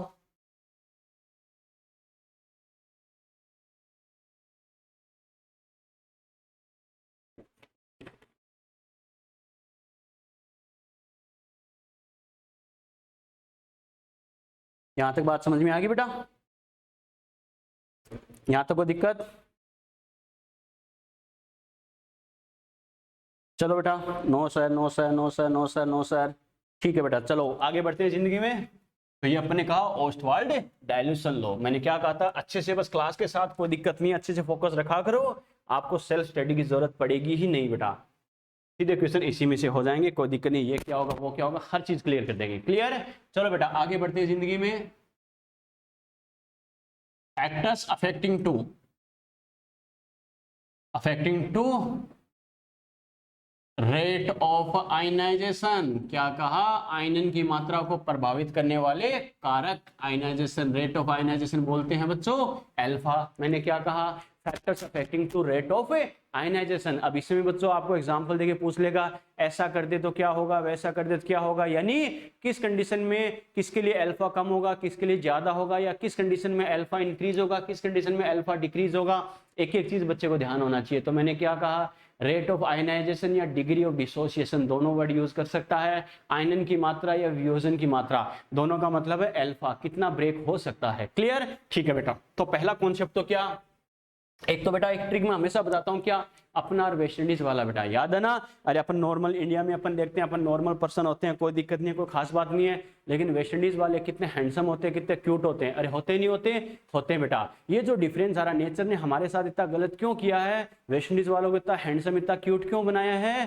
टेम्परेचर का रोल है बेटा, ध्यान रखना। इंडिया और वेस्ट इंडीज वहां के बेसिस पे क्या टेम्परेचर में डिफरेंस होता है, यस और नो, क्लियर। अब ऐसा नहीं सर अगला जन्म हम तो वेस्ट इंडीज में ले ले, क्या नाचते फिरोगे, वरना वहां पर डीजे ब्रावो नाचते रहते हैं, देखा है ना। तो कहने का मतलब क्या बच्चों, उछलते फिरते जाओगे। तो कहने का मतलब क्या बच्चों, पहली बात तो एक हमेशा ध्यान रखना, आपसे ये रामबाण इलाज है बेटा, मैं हमेशा बताता हूं, क्या आपसे पूछे इसको कौन सा फैक्टर अफेक्ट करेगा, कौन सा नहीं करेगा, कौन सा कारक प्रभावित करेगा, कौन सा कारक प्रभावित नहीं करेगा, तो बच्चे से पूछिए। बच्चा अगर कंफ्यूज हो जाए तो ध्यान रखना अपनी वेस्ट इंडीज वाली ट्रिक, क्या टेम्परेचर तो होगा ही होगा। क्यों, क्योंकि टेम्परेचर ऐसी चीज है, अपन वेस्ट इंडीज यानी हम इंसान को ही नहीं छोड़ता, हमें ही ये डिफरेंस क्रिएट कर सकता है, हमें ही अफेक्ट करता है, तो इनकी क्या औकात है बेटा, समझ में आ गया। तो कोई भी क्वेश्चन हो बेटा, चाहे फिजिक्स का हो, चाहे केमिस्ट्री का हो, चाहे बायोलॉजी का हो, चाहे हिंदी का हो, चाहे इंग्लिश का हो, चाहे संस्कृत का हो, चाहे उर्दू का या मलयालम किसी भी लैंग्वेज का हो, इसको कौन सा फैक्टर अफेक्ट करेगा, कौन सा नहीं करेगा, एग्जैक्ट आता है तो ठीक है, वरना आंख बंद करके टेम्परेचर वाले पे लगा देना, टेम्परेचर तो आएगा ही आएगा, समझ में आ गया। मोस्ट ऑफ द केसेस में टेम्परेचर का अफेक्ट होता ही होता है बेटा, क्लियर, ठीक है बेटा। तो सबसे फर्स्ट फैक्टर डिस्कस करते हैं, क्या टेम्परेचर, क्या कहा, टेम्परेचर यानी तापमान। टेम्परेचर की अगर अपन बात करें तो एक बेसिक सी बात ध्यान रखना बच्चों, क्या जो आयनाइजेशन होता है, क्या कहा, आयनाइजेशन, आयनाइजेशन क्या होता है, एंडोथर्मिक प्रोसेस होता है बच्चों। आयनाइजेशन कैसा प्रोसेस होता है, एंडोथर्मिक प्रोसेस। अब बच्चा कहेगा सर इसका क्या मतलब है, तो वैसे तो केमिकल इक्विलिब्रियम में डिटेल से पढ़ेंगे, लेकिन मैंने क्या कहा, जहां जहां नाम आएगा वहां मैं एक्सप्लेन जरूर करूंगा। दो प्रोसेस होते हैं हीट के बेसिस पे, एंडोथर्मिक, एक्सोथर्मिक, ठीक है। एक्सो जैसे ट्रिक से बताता हूं, एक्सो मतलब एग्जिट, बाहर जाना, लॉस करना, हीट का लॉस करना, एंडो फॉर इनसाइड यानी हीट गेन करना, क्लियर। यानी कुछ प्रोसेस ऐसे होते हैं जो हीट का लॉस करते हैं, कुछ प्रोसेस ऐसे होते हैं जो हीट गेन करते हैं। जैसे समर टाइम और विंटर टाइम हमारे भी अपोजिट प्रोसेस होता है बेटा। समर टाइम में हम बात करते हैं बेटा क्या होता है, जैसे अरे देखा होगा बेटा अपन, क्या स्वीटिंग केस होता है, पसीने वाला केस होता है, क्यों, हीट लॉस करते जाते हैं अपना टेम्परेचर कम करने के लिए, क्योंकि एटमॉस्फेयर की वजह से अपना टेम्परेचर ज्यादा हो जाता है बॉडी का, क्लियर, अपन को कम करने की जरूरत है। विंटर टाइम में अपन क्या करते हैं, अपन जैसे हीटर वगैरह यूज करते हैं, रजाई वगैरह यूज करते हैं। फिर बच्चा कहेगा सर एक अपन गर्म कपड़े यूज करते हैं, बच्चा कहेगा सर हम नहाना भी छोड़ देते हैं, वो आपका अलग टैलेंट है बेटा, एक्स्ट्रा ऑर्डिनरी टैलेंट है, उसको नोट लगा के अलग से लिखाऊंगा, ओके, ध्यान रखना, वो वैसे सिलेबस में नहीं है।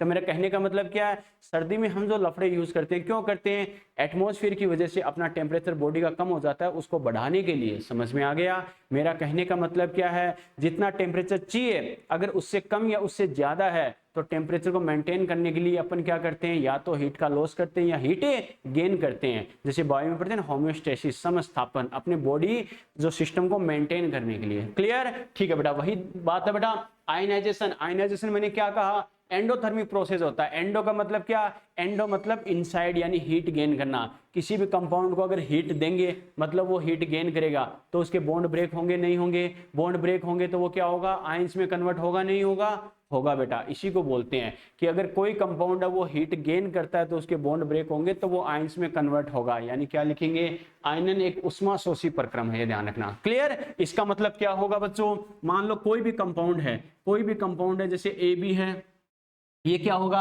अगर अपन क्या करेंगे बच्चों, अगर अपन क्या कर रहे हैं, मान लो इसे हीट कर रहे हैं, हीट कर रहे हैं तो मान लो क्या होगा, ए प्लस और बी माइनस। नॉर्मली अपन क्या करते हैं, वीक की स्टडी करते हैं। अब बच्चों क्या करेंगे, अगर अपन टेम्परेचर इंक्रीज करें, टेम्परेचर इंक्रीज करें तो जैसे केमिकल इक्विलिब्रियम में मैं बताता हूं फेवरेबल और अनफेवरेबल कंडीशन। क्या फेवरेबल कंडीशन हो तो इंसान और रिएक्शन लाइफ में हमेशा आगे, अरे आपके हर चीज सपोर्ट में, हर चीज आपके फेवर में, फैमिली हो, टीचर हो या फिर लक फैक्टर हो, कुछ भी हो, सब कुछ आपके फेवर में है तो आपके सक्सेस के चांसेस ज्यादा होंगे, आप लाइफ में हमेशा आगे जाओगे, यस और नो। और सारी चीजें आपके अपोजिट हो कि टीचर है, पेरेंट्स अलग है, बच्चा सोचेगा सर हाँ वही तो हो रहा है, ठीक है, ऐसा कुछ नहीं, खाली हमें फील होता है बेटा हाँ सर वही तो हो रहा है, जिंदगी खराब हो गई हमारी, ऐसा कुछ नहीं बेटा, आपको लगता ही है, लेकिन रियलिटी इससे कुछ अलग होती है। क्या, अब मैंने क्या कहा, अगर सभी चीजें आपके अगेंस्ट हो, टीचर हो, फैमिली हो, बच्चा कहेगा सर बार बार बोलो अच्छा लग रहा है, ठीक है, ऐसा कुछ नहीं है रे, टीचर हो, फैमिली हो, लक फैक्टर सभी आपके अपोजिट हो, आपके सक्सेस के चांसेस कम हो जाते हैं, फेलियर के चांसेस बढ़ जाते हैं, यानी आप जिंदगी में पीछे जाते हो, यस और नो।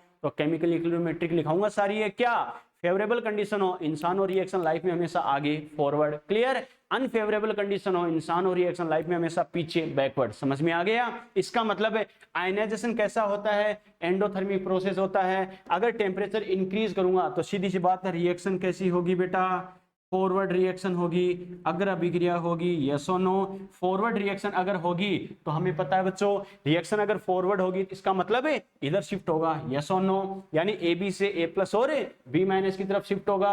अगर ए बी से ए प्लस बी माइनस की तरफ शिफ्ट होगा इसका मतलब आयंस में ज्यादा ब्रेक होगा, आयंस में ज्यादा ब्रेक होगा मतलब रेट ऑफ आयनाइजेशन अल्फा क्या होगा, इंक्रीज होगा। समझ में आ गया? यस और नो, क्लियर? ठीक है बेटा, तो हमेशा ध्यान रखना, इसका मतलब क्या, टेम्परेचर इंक्रीज हो रहा तो अल्फा इंक्रीज हो रहा, ये इंक्रीज तो ये इंक्रीज, मतलब सेम रिजल्ट, तो क्या आ गया, डायरेक्टली प्रोपोर्शनल। क्लियर? इसका मतलब क्या कह सकता हूं, alpha directly proportional to temperature. पहली बात तो ये ध्यान रखनी है। समझ में आ गया? यस और नो, यहां तक कोई दिक्कत? क्लियर बेटा? चलो सेकंड फैक्टर देखते हैं बच्चों, कंसंट्रेशन। क्या कहा, कंसंट्रेशन एंड डायल्यूशन। क्या कहा, सांद्रता व तनुता। क्या कहा, सांद्रता व तनुता। कैसे करेंगे बेटा, कंसंट्रेशन एंड डायल्यूशन की अगर अपन बात करें तो देखो अभी अपने डिस्कस किया है क्या, alpha inversely proportional to under root C और directly proportional to under root V. Yes और नो, अभी अपने डेराइव करके देखा था, ध्यान है ना? इसका मतलब कंसंट्रेशन ज्यादा होगी तो अल्फा डिक्रीज होगा, क्योंकि दोनों एक दूसरे के क्या है, इनवर्स है बेटा। क्लियर? और अगर डायल्यूशन ज्यादा होगा तो अल्फा क्या होगा, इंक्रीज होगा बेटा। यस और नो, क्लियर? अरे बात समझ में आ गई? ठीक है बेटा, यहां तक कोई दिक्कत?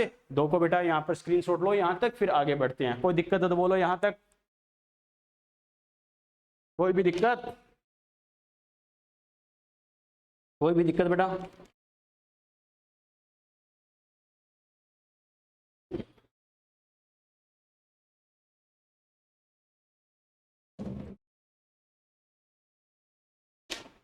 कोई भी दिक्कत बता सकते हो?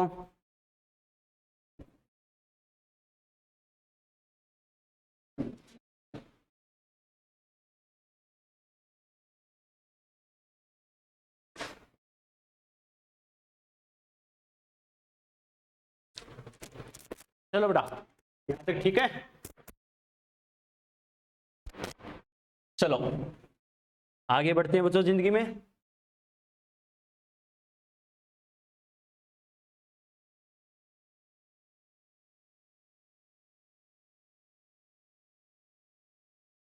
चलो बेटा थर्ड फैक्टर की अपन बात करते हैं, नेचर ऑफ सबस्टांस। क्या कहा, नेचर ऑफ सबस्टांस यानी पदार्थी प्रकृति। ओके, नेचर ऑफ सबस्टांस का मतलब क्या है, आपको कई सारे केस दे देगा बेटा, कई सारे केस दे देगा। इसमें पूछेगा किसके लिए रेट ऑफ आयनाइजेशन सबसे ज्यादा होगी, किसके लिए सबसे कम होगी, या किसके लिए ज्यादा किसके लिए कम होगी। तो आपको एक ही चीज ध्यान रखनी है, क्या, अगर अल्फा को मैं कंपेयर करूं, ध्यान रखना, दो एग्जांपल मान लो आपको ऐसे दे रखे हैं। एक तो दे रखा है स्ट्रॉन्ग इलेक्ट्रोलाइट, मैंने क्या कहा, एक एग्जांपल आपको क्या दे रखा है बेटा, स्ट्रॉन्ग इलेक्ट्रोलाइट का। क्लियर? और एक एग्जांपल आपको क्या दे रखा है, वीक इलेक्ट्रोलाइट का। एक स्ट्रॉन्ग का है, एक क्या है बच्चों, वीक इलेक्ट्रोलाइट का है। तो आपको क्या करना, कॉमन सेंस है, हमें पता है स्ट्रॉन्ग इलेक्ट्रोलाइट के लिए ब्रेक होने की tendency rate of ionization weak के कंपैरिजन में क्या होता है, ज्यादा होता है। यस और नो? अरे होता है नहीं होता? तो कॉमन सेंस है बेटा, स्ट्रॉन्ग का नेचर ही क्या होता है, अरे इलेक्ट्रोलाइट तो दोनों ही है। क्या कहा, इलेक्ट्रोलाइट तो दोनों ही है, यानी ब्रेक तो दोनों होंगे, लेकिन जिसके ब्रेक होने की टेंडेंसी ज्यादा होगी,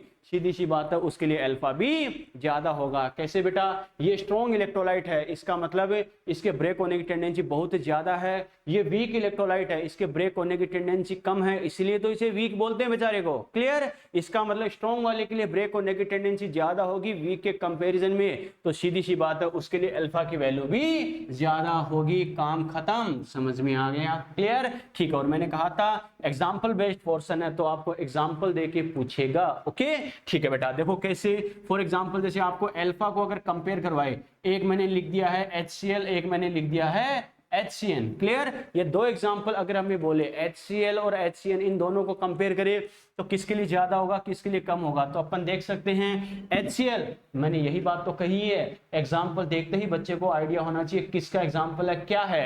HCl हमें पता है स्ट्रॉन्ग एसिड है, HCl वीक एसिड है, तो स्ट्रॉन्ग एसिड के लिए ब्रेक होने की टेंडेंसी ज्यादा होगी, तो इसके लिए अल्फा क्या होगा, वीक के कंपैरिजन में ज्यादा होगा, यानी HCl के लिए अल्फा HCl के कंपैरिजन में ज्यादा होगा। क्लियर? ठीक है बेटा, यहां तक बात ठीक है। नेक्स्ट फैक्टर अपन डिस्कस करते हैं बच्चों, नंबर 4, क्या नेचर ऑफ सॉल्वेंट, क्या कहा, नेचर ऑफ सॉल्वेंट और मीडियम, यानी विलायक या माध्यम की प्रकृति। बच्चों देखो, नेचर ऑफ सॉल्वेंट और मीडियम की अपन बात करें, ये हमें कैसे पूछ सकता है, हमें एक ही टाइप का कंपाउंड देके क्या अलग अलग मीडियम के रेस्पेक्ट में पूछे। मैंने क्या कहा, एक ही टाइप का कंपाउंड दे तो अलग अलग मीडियम में पूछे, किस कंडीशन में इसके लिए अल्फा कम होगा, किस कंडीशन में अल्फा ज्यादा होगा। तो देखते हैं बेटा कैसे करना है। अल्फा को अगर कंपेयर करना है, एक तो हमें दे रखा है बेटा पोलर सॉल्वेंट, क्या कहा, एक तो क्या दे रखा है, पोलर सॉल्वेंट है, एक हमें क्या दे रखा है, नॉन पोलर सॉल्वेंट, क्या कहा, पोलर सॉल्वेंट और नॉन पोलर सॉल्वेंट। पहली बात तो बच्चे को ये पता होना चाहिए कि ये जो लिखा है इसका मतलब क्या है। पोलर सॉल्वेंट, पोलर, पोल पॉजिटिव और नेगेटिव, यानी जो क्या होता है पॉजिटिव नेगेटिव में ब्रेक हो सकता है, समझ में आ गया। Non polar solvent, non polar, polar मतलब पॉजिटिव नेगेटिव, पोल ध्रुव, आज समझ में। अरे ये ध्रुवीय विलायक, ये अध्रुवीय विलायक, इसका मतलब पोलर में मतलब क्या, पॉजिटिव नेगेटिव पोल होंगे, यानी पॉजिटिव नेगेटिव धनावेशी ऋणावेशी ध्रुव होते हैं बेटा। क्लियर? ये पॉजिटिव नेगेटिव पोल नहीं हो, आ गया समझ में, यानी न्यूट्रल वाली कंडीशन हो। तो मेरा कहने का मतलब क्या है बच्चों, इलेक्ट्रोलाइट अगर है, इलेक्ट्रोलाइट है वो पॉजिटिव नेगेटिव में ब्रेक हो सकता है, इसका मतलब क्या होगा, पॉजिटिव नेगेटिव में ब्रेक हो सकता है, इसका मतलब क्या होगा, उसमें पॉजिटिव नेगेटिव यानी है या नहीं है, है बेटा, इसमें पॉजिटिव नेगेटिव दोनों पोल है। और हमें पता लाइक डिजोल्व लाइक वाला कॉन्सेप्ट, एक कॉन्सेप्ट होता है बेटा क्या, लाइक डिजोल्व लाइक, क्या कहा, लाइक डिजोल्व लाइक, इसका मतलब क्या है बेटा, लाइक डिजोल्व लाइक का मतलब क्या, समान समान को घोलता है। ओके, अरे गांव में कहते हैं ना कुत्ता कुत्ते को ढूंढ ही लेता है बेटा, कहने का मतलब क्या है बच्चों, लाइक डिजोल्व लाइक है, यानी सेम सेम, क्या होगा, सेम सेम है तो रिएक्टिविटी ज्यादा होगी। कैसे, अगर इलेक्ट्रोलाइट की बात कर रहे हैं, हमें पता है इलेक्ट्रोलाइट है तो पॉजिटिव नेगेटिव में ब्रेक होता ही है, पॉजिटिव नेगेटिव में जो ब्रेक होता है उसको अपन कहते हैं पोलर, तो पोलर किस में ज्यादा ब्रेक होगा, पोलर में ही ब्रेक होगा, लाइक डिजोल्व लाइक, समान समान को घोलता है। तो क्या होगा, इलेक्ट्रोलाइट के लिए rate of ionization non polar solvent के कंपैरिजन में पोलर सॉल्वेंट में ज्यादा होगी, और इसका रीजन क्या होगा, ये मैंने लिखा है, लाइक डिजोल्व लाइक, समान समान को घोलता है। समझ में आ गया? अब मैंने क्या कहा, एग्जाम्पल बेस्ड पोर्शन है तो आपको एग्जाम्पल देके ज्यादा पूछेगा। कैसे बेटा, ये जैसे मैं लूं HCN की मैं बात करूं, एक तो मैं इसे डिसोल्व कर रहा हूं वाटर के अंदर, क्लियर, वाटर के अंदर डिसोल्व करूं तो ये मान लो H प्लस और CN- में ब्रेक हो गया, कोई दिक्कत नहीं है। ओके, एक मैं क्या कर रहा हूं, अगर कंपेयर करना है तो जिस कंपाउंड के लिए रिजल्ट चाहिए कम से कम वो तो सेम होना चाहिए ना। ओके ठीक है, हाँ मीडियम अलग अलग ले सकते हो तभी तो पता चलेगा कि कौन से मीडियम में क्या गुल खिलाएगा, यस और नो। ठीक है बेटा, इसमें बात करें मान लो बेंजीन, यहाँ पर मैंने सॉल्वेंट के फॉर्म में किसका यूज किया है, बेंजीन का। सपोज करो ये भी इसे आयंस में ब्रेक कर रहा है, वाटर जितना आयंस में ब्रेक करता है उसको मैं बोल रहा हूं अल्फा 1, और बेंजीन जितना ब्रेक कर रहा है इसको मैं बोल रहा हूं अल्फा 2। बात समझ में आ गई? अब अगर मैं HCN के लिए कंपेयर करूं कि HCN के लिए अल्फा 1 ज्यादा होगा या अल्फा 2 ज्यादा होगा, तो क्या लिखेंगे, अल्फा 1 ग्रेटर देन अल्फा 2। क्यों होगा, क्योंकि हमें पता है अल्फा 1 वाली कंडीशन किसके रेस्पेक्ट में है, वाटर के रेस्पेक्ट में बेटा। क्लियर, अल्फा 2 वाली कंडीशन किस रेस्पेक्ट में है, बेंजीन के रेस्पेक्ट में है। अरे कार्बन और हाइड्रोजन की इलेक्ट्रोनेगेटिविटी में डिफरेंस बहुत कम होता है, ध्यान है ना, हाइड्रोजन की 2.1 होती है तो कार्बन की 2.4 होती है, कोई ज्यादा डिफरेंस होता है क्या, नहीं। इस वजह से पॉजिटिव नेगेटिव पोल नहीं होते, यानी पॉजिटिव नेगेटिव चार्ज नहीं आता। क्लियर, ठीक है। हाइड्रोजन ऑक्सीजन की बात करें तो हाइड्रोजन की 2.1, ऑक्सीजन की 3.5, यानी समथिंग 1.4 का डिफरेंस, इसमें ऑलमोस्ट 0.3 या 0.4 का डिफरेंस। इन दोनों की EN में डिफरेंस ज्यादा है, इसका मतलब ऑक्सीजन की इलेक्ट्रॉन गेन करने की टेंडेंसी ज्यादा होगी तो हाइड्रोजन इजी से इलेक्ट्रॉन डोनेट कर देगा। इसका मतलब इस पर प्लस इस पर माइनस के चांसेस उतने ही ज्यादा होंगे, एक पर प्लस दूसरे पे माइनस आने के चांसेस जितने ज्यादा होंगे, पॉजिटिव नेगेटिव पोल उतना ही ज्यादा पोलर होगा, और जितना ज्यादा पोलर होगा तो हमें पता है पोलर को ब्रेक करने के चांसेस उतने ही ज्यादा होंगे। समझ में आ गया? तो अल्फा 1 अल्फा 2 को कंपेयर करें HCN के लिए तो अल्फा 1 की वैल्यू ज्यादा होगी। क्यों होगी ज्यादा, समझ में आ गया, यस और नो? यहां तक कोई दिक्कत है तो बोलो बेटा फटाफट, कोई भी दिक्कत हो तो बोल सकते हो।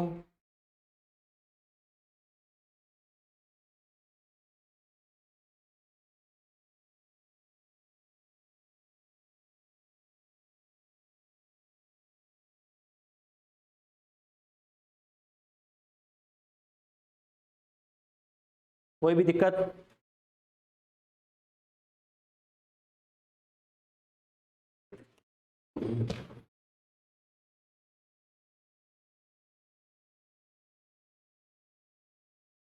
चलो बेटा यहां तक ठीक है।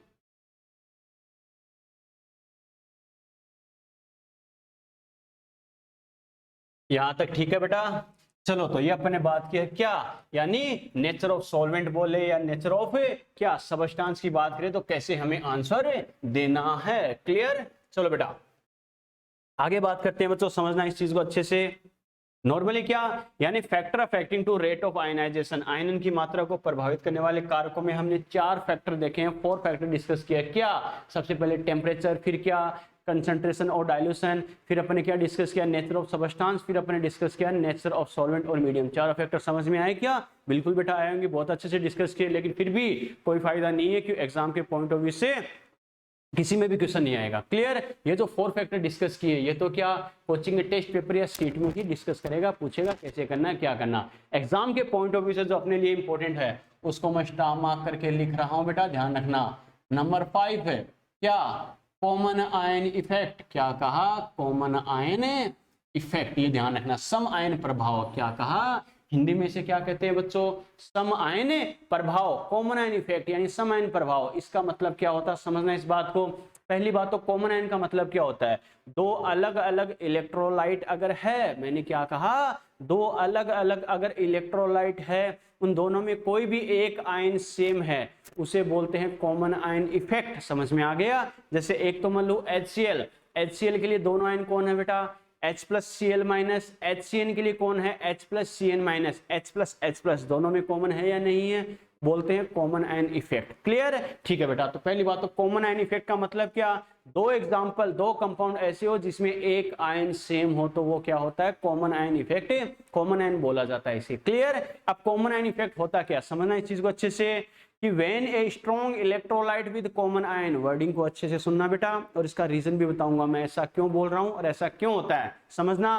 When a strong electrolyte with common ion included in weak electrolytic solution then the rate of ionization of weak electrolyte decreases। मैंने क्या कहा कि जब किसी दुर्बल वैद्युत अपघट्य के विलयन में सम आयन युक्त प्रबल वैद्युत अपघट्य मिलाया जाए तो दुर्बल वैद्युत अपघट्य के आयनन की मात्रा कम होती है। बात समझ में आ गई? ओके, क्यों होती है बेटा और मैंने ऐसा क्यों बोला, ध्यान रखना। मैंने एक बात बोली है कि किसी वीक इलेक्ट्रोलाइटिक सॉल्यूशन में कॉमन आयन वाला स्ट्रॉन्ग इलेक्ट्रोलाइट मिलाया जाए, इसका मतलब मेन सॉल्यूशन है वो हमेशा वीक होना चाहिए। मैंने बोला भी है हम स्टडी हमेशा वीक की करेंगे और ऊपर से जो मिलाते हैं वो क्या होना चाहिए? स्ट्रॉन्ग मिलाएंगे। बच्चा कहेगा सर क्यों? ताकि रिजल्ट इजीली आ सके। एक एक वर्ड का मीनिंग भी समझाऊंगा, लेकिन पहले बेसिकली समझो मैं ऐसा होता क्यों। मैंने क्या कहा कि किसी वीक इलेक्ट्रोलाइटिक सॉल्यूशन में कॉमन आयन वाला स्ट्रॉन्ग इलेक्ट्रोलाइट मिलाए तो वीक इलेक्ट्रोलाइट के लिए रेट ऑफ आयनाइजेशन यानी अल्फा की वैल्यू कम होगी। क्यों होगी बेटा, इस चीज को अच्छे से समझना। कैसे? फॉर एग्जांपल जैसे मैंने ये लिया है HCN, मैंने क्या लिया है? HCN। इजी वे में समझना बच्चों, तो देखो HCN के अगर अपन टुकड़े टुकड़े कर दे तो ये क्या बनाएगा? H प्लस और Cn माइनस। यस और नो? अरे HCN अगर ब्रेक होगा तो क्या बनाएगा? H प्लस और Cn माइनस। क्लियर? यहां तक बात ठीक है। अब इसमें क्या, तो दूसरा इलेक्ट्रोलाइट में मिला रहा हूं, जैसे मैंने HCl मिला दिया। मैंने क्या कहा? पहली बात तो ऐसा इलेक्ट्रोलाइट मिलाना है जिसमें कॉमन आयन हो, यानी इसके जैसा आयन हो। क्लियर? ठीक है, तो अपन HCl ले सकते नहीं ले सकते? ले सकते हैं। बच्चा कहेगा सर क्यों? तो देख सकते हो HCl अगर ब्रेक होगा तो क्या बनाएगा? H प्लस और Cl माइनस। दोनों में आयन सेम है या नहीं है? है बेटा। क्लियर? ठीक है। पहली बात तो बच्चा कहेगा सर आपने एरो ऐसे क्यों बनाई है, यहाँ डबल एरो यहाँ सिंगल एरो, ये क्यों बनाया? तो मैंने क्या कहा, वीक के लिए डबल एरो यूज किए जाते हैं। क्यों? क्योंकि वीक के ब्रेक होने के चांसेस कम होते हैं, ब्रेक होने की टेंडेंसी कम होती है, तो वापस आयन रिएक्शन करके फॉर्मेशन भी कर सकते हैं, दोनों करते रहते हैं। क्लियर? लेकिन स्ट्रॉन्ग के लिए क्या, स्ट्रॉन्ग इलेक्ट्रोलाइट है, ब्रेक होने की टेंडेंसी बहुत ज्यादा, यानी इसके ब्रेक होने की टेंडेंसी ज्यादा होती है, फॉर्मेशन की टेंडेंसी कम होती है। समझ में आ गया? इस वजह से ओनली फॉरवर्ड डायरेक्शन अग्र अभिक्रिया में ही रिप्रेजेंट किया जाता है। क्लियर? ठीक है बेटा, अब देखना समझना अच्छे से। मैंने क्या बोला था, अपना मेन सॉल्यूशन क्या है? वीक इलेक्ट्रोलाइट यानी वीक एसिड, जैसे HCN ये लिया है, और अपने क्या कहा, ऊपर से क्या मिला रहे हैं? स्ट्रॉन्ग इलेक्ट्रोलाइट यानी स्ट्रॉन्ग एसिड HCl मिला दिया। बच्चा कहेगा सर ऐसा क्यों किया, ये भी समझाऊंगा, पहले जो मैंने बोला था वो समझो। क्या कि जब किसी, देखो मेरे हाथ की पोजीशन देखना बेटा, क्या मैं किसको बोल रहा हूं, क्या बोल रहा हूं, समझना कि जब किसी वीक इलेक्ट्रोलाइटिक सॉल्यूशन में कॉमन आयन वाला स्ट्रॉन्ग इलेक्ट्रोलाइट मिलाया जाए तो वीक इलेक्ट्रोलाइट के लिए रेट ऑफ आयनाइजेशन यानी अल्फा डिक्रीज होता है। बच्चा कहेगा सर कैसे? तो बच्चों देखो केमिकल इक्विलिब्रियम में एक ली चैटलियर प्रिंसिपल आएगा। इसका मतलब क्या होता है समझना कि पहले मान लो ओनली HCN था, एक बार HCl को भूल जाओ, पहले ओनली क्या था, HCN था, तो ये ब्रेक होके H + Cn- बनाता है। अब हमने इसमें HCl मिला दिया तो HCl भी ब्रेक होके H+ और Cl- देगा। तो देखो ये दोनों आयन कॉमन है या नहीं है बेटा। तो कुछ H+ की कंसंट्रेशन तो HCN से आ रही थी और कुछ HCl से आ जाएगी, तो H+ मिलकर हमें पता है H+ की कंसंट्रेशन जो है वो पहले से ज्यादा होगी या नहीं होगी, पहले से ज्यादा होगी बेटा। क्लियर? इसका मतलब है अगर दोनों की कंसंट्रेशन ऐड हो जाए तो H+ की कंसंट्रेशन इंक्रीज होगी। ये देखो बेटा ब्रैकेट का मतलब है इसकी कंसंट्रेशन, आ गया समझ में। और एरो मैंने अपर साइड में बनाया है, ये इंक्रीज को रिप्रेजेंट करता है, बढ़ने को दर्शाता है। क्लियर? इसका मतलब H+ की कंसंट्रेशन इंक्रीज होगी। और ली चैटलियर प्रिंसिपल, ली सातलियर का नियम जो केमिकल इक्विलिब्रियम में डिस्कस करेंगे अपन, वो क्या कहता है, कंसंट्रेशन जिधर कम होती है रिएक्शन उधर ही शिफ्ट हो जाएगी बैलेंस करने के लिए। क्यों हो जाएगी वो उसमें डिस्कस करेंगे अपन। मैंने क्या कहा, अभी इतनी बात ध्यान रखनी है, ली चैटलियर के प्रिंसिपल के अकॉर्डिंग क्या कहते हैं, जिधर कंसंट्रेशन कम होती है बैलेंस करने के लिए उधर ही शिफ्ट हो जाएगा। कैसे बेटा, इधर कंसंट्रेशन बढ़ गई, इसका मतलब इधर कंसंट्रेशन कम है तो कम की तरफ शिफ्ट हो जाएगी, मतलब रिएक्शन कैसे होगी, बैकवर्ड। इसका मतलब ऐसा अगर होगा तो रिएक्शन क्या लिखेंगे बेटा, बैकवर्ड रिएक्शन। यस और नो? और रिएक्शन अगर बैकवर्ड होगी, एरो की डायरेक्शन देखो, रिएक्शन अगर फॉरवर्ड जाती इसका मतलब HCN से H+ और Cn- का फॉर्मेशन ज्यादा होता, मतलब ये ज्यादा ब्रेक होता, अल्फा ज्यादा होता। यस और नो? लेकिन रिएक्शन अगर बैकवर्ड जा रही है मतलब H+ और Cn- रिएक्शन करके वापस HCN का फॉर्मेशन करेंगे, मतलब HCN का फॉर्मेशन ज्यादा यानी डिसोसिएशन कम, डिसोसिएशन कम मतलब अल्फा क्या होगा, डिक्रीज होगा बेटा। समझ में आ गया? यस और नो? तो मैंने क्या कहा था अब इस बात को सुनना कि जब किसी वीक इलेक्ट्रोलाइटिक सॉल्यूशन में कॉमन आयन वाला, ठीक है, जब किसी वीक इलेक्ट्रोलाइटिक सॉल्यूशन में कॉमन आयन वाला स्ट्रॉन्ग इलेक्ट्रोलाइट मिलाया जाए तो वीक इलेक्ट्रोलाइट के लिए rate of ionization alpha decrease होता है, क्योंकि कॉमन आयन इफेक्ट की वजह से, सम आयन प्रभाव की वजह से रिएक्शन बैकवर्ड शिफ्ट होती है। रिएक्शन बैकवर्ड शिफ्ट होती है तो इलेक्ट्रोलाइट के लिए फॉर्मेशन की टेंडेंसी ज्यादा होगी, डिसोसिएशन की टेंडेंसी कम होगी, तो अल्फा क्या होगा, डिक्रीज होगा बेटा। समझ में आ गया? यस और नो? क्लियर? ठीक है बेटा, आ गया समझ में। और एक चीज और ध्यान रखना, बच्चा अगर पहली बात तो बच्चा बोले सर आपने ये क्यों बोला कि जब किसी वीक इलेक्ट्रोलाइटिक सॉल्यूशन में कॉमन आयन वाला स्ट्रॉन्ग इलेक्ट्रोलाइट मिलाया जाए, पहली बात तो कॉमन आयन इफेक्ट पड़ रहे हैं तो कॉमन आयन तो होना ही चाहिए, लेकिन मेन सॉल्यूशन क्या होना चाहिए, हमेशा वीक होना चाहिए। ऊपर से जो मिला रहे हैं वो एक्स्ट्रा मिला रहे हैं, ऊपर से स्टडी करने के लिए, रिजल्ट देखने के लिए वो क्या होना चाहिए, स्ट्रॉन्ग होना चाहिए। क्यों होना चाहिए इस चीज को समझना। अब देखो बेटा, अब अपोजिट करके देखते हैं क्या रिजल्ट आता है। अगर इसको मैं स्ट्रॉन्ग ले लेता, मैंने क्या कहा, इसको मैं स्ट्रॉन्ग ले लेता, तो बच्चों देखो स्ट्रॉन्ग तो हमें पता ही है 100% ब्रेक हो जाता, 100% ब्रेक हो जाता, और उससे ज्यादा ब्रेक हो सकता क्या, नहीं। तो रिएक्शन फॉरवर्ड में तो वैसे नहीं जाती, और हमें पता है स्ट्रॉन्ग इलेक्ट्रोलाइट अगर होता HCN की जगह तो क्या होता, इसके ब्रेक होने के चांसेस ज्यादा होते, तो वापस फॉर्मेशन होता क्या, नहीं बेटा। तो रिएक्शन बैकवर्ड शिफ्ट होती क्या, बैकवर्ड शिफ्ट नहीं होती। इसका मतलब ये स्ट्रॉन्ग ले लेते तो जितना है उतना ही रहता, इसकी वजह से रिएक्शन के आगे या पीछे शिफ्ट होने में कोई चेंज नहीं आता, तो अल्फा में कोई चेंज नहीं आता। क्लियर? ठीक है। अब बच्चा कहेगा सर ऊपर से आपने जो मिलाया है वो स्ट्रॉन्ग क्यों लिया है, वो वीक क्यों नहीं लिया। तो इस बात को समझना बेटा, ये अगर वीक ले लेते तो हमें पता है इसके खुद के ब्रेक होने के चांसेस क्या होते, कम होते। इसके खुद के ब्रेक होने के चांसेस कम होते तो उससे आने वाली कंसंट्रेशन नेग्लिजिबल होती। इससे अगर ये वीक होता तो मैंने क्या कहा, इसके खुद के ब्रेक होने के चांसेस कम होते, इनसे मिलने वाली कंसंट्रेशन नेग्लिजिबल होती, कम होती, इससे मिलने वाली कंसंट्रेशन नेग्लिजिबल होती, तो इसमें ऐड होकर जो चेंज होता वो भी नेग्लिजिबल होता।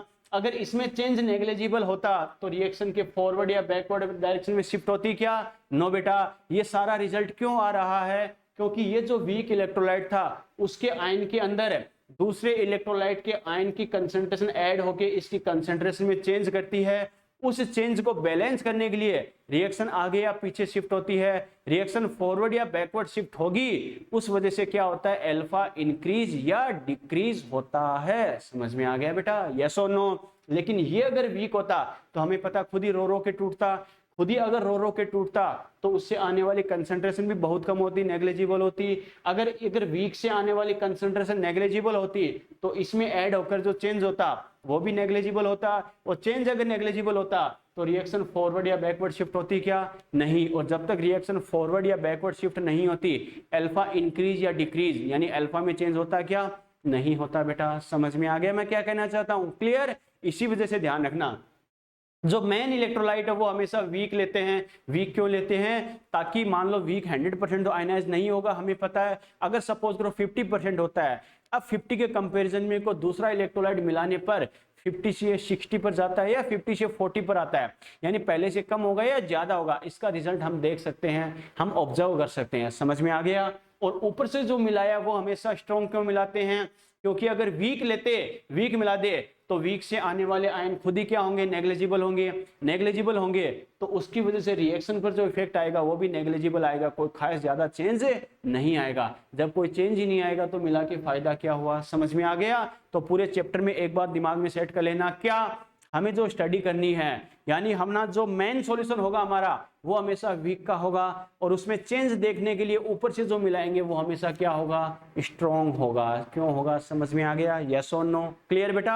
ठीक है, तो एक बात हमेशा ध्यान रखना। और एक चीज क्या कहेंगे बेटा, याद अगर हमें रखना हो तो क्या करेंगे, इस चीज को दिमाग में सेट रखना हो तो क्या कहेंगे, कॉमन आयन इफेक्ट। क्या कहा, कॉमन आयन इफेक्ट की अगर अपन बात करेंगे, आपसे अलग अलग कंडीशन अगर पूछे, एक कंडीशन ये दे दी वीक प्लस वीक, क्या कहा, वीक प्लस वीक। एक कंडीशन आपसे ये पूछे क्या, strong plus strong, strong plus strong ये पूछे, या फिर आपसे ये पूछे बेटा वीक प्लस स्ट्रॉन्ग। ठीक है, इस टाइप से अलग अलग कंडीशन आपसे पूछे तो क्या करना है, कैसे करना। पहले वीक था उसमें वीक मिला दिया, कोई फायदा होगा क्या, नो बेटा, कॉमन आयन इफेक्ट का रिजल्ट नहीं आएगा। क्लियर। पहले स्ट्रॉन्ग था उसमें स्ट्रॉन्ग मिला दिया, कोई फायदा होगा क्या, नहीं बेटा। पहले वीक था उसमें स्ट्रॉन्ग मिला दिया, रिजल्ट आएगा नहीं आएगा, आएगा। यानी कहने का मतलब क्या है, कॉमन आयन इफेक्ट कब ऑब्जर्व होगा, वीक में जब स्ट्रॉन्ग मिलाएंगे तब ऑब्जर्व होगा। समझ में आ गया। अगर स्ट्रॉन्ग में वीक मिला देंगे तो भी नहीं होगा, ध्यान रखना। समझ में आ गया, यस और नो। हमें स्टडी करनी है वीक वाले की, फिर उसमें स्ट्रॉन्ग मिलाकर उसमें क्या चेंज करेगा उसके अकॉर्डिंग हमें रिजल्ट चेक करना है। समझ में आ गया, क्लियर। ठीक है, और जैसे मैंने कहा एग्जाम्पल बेस्ड पोर्शन है, आपसे यही पूछेगा कौन से में कॉमन आयन इफेक्ट अप्लाई होगा, किसमें नहीं होगा। तो बच्चे को आइडिया होना चाहिए कॉमन आयन इफेक्ट का मतलब क्या होता है, पहली बात तो। फिर दूसरी बात है, मुझे जो एग्जाम्पल दे रखा है उसमें कौन सा स्ट्रॉन्ग है कौन सा वीक है। क्लियर। ठीक है बेटा, तो समझने के लिए जैसे मैं कुछ एग्जांपल्स लिख रहा हूं, यहाँ आपको देख के बताना है किस में अप्लाई होगा किस में अप्लाई नहीं होगा बच्चों। ठीक है, चलो दिमाग में सोचते जाना, फिर रिजल्ट देना है आपको, कैसे करना है क्या करना है।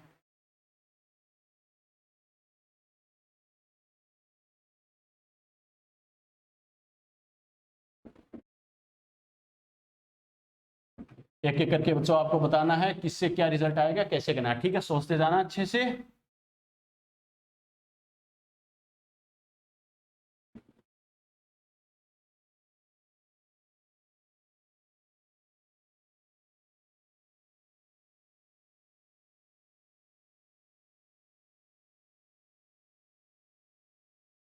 चलो बेटा, कई सारे रिजल्ट जैसे मैंने यहाँ पर लिखे हैं, अब आपको बच्चों थे को खुद आइडिया देना है, बता सकते हो क्या, 1 2 3 4 ऐसे आप सीक्वेंस में आंसर दे सकते हो, किसमें अप्लाई होगा।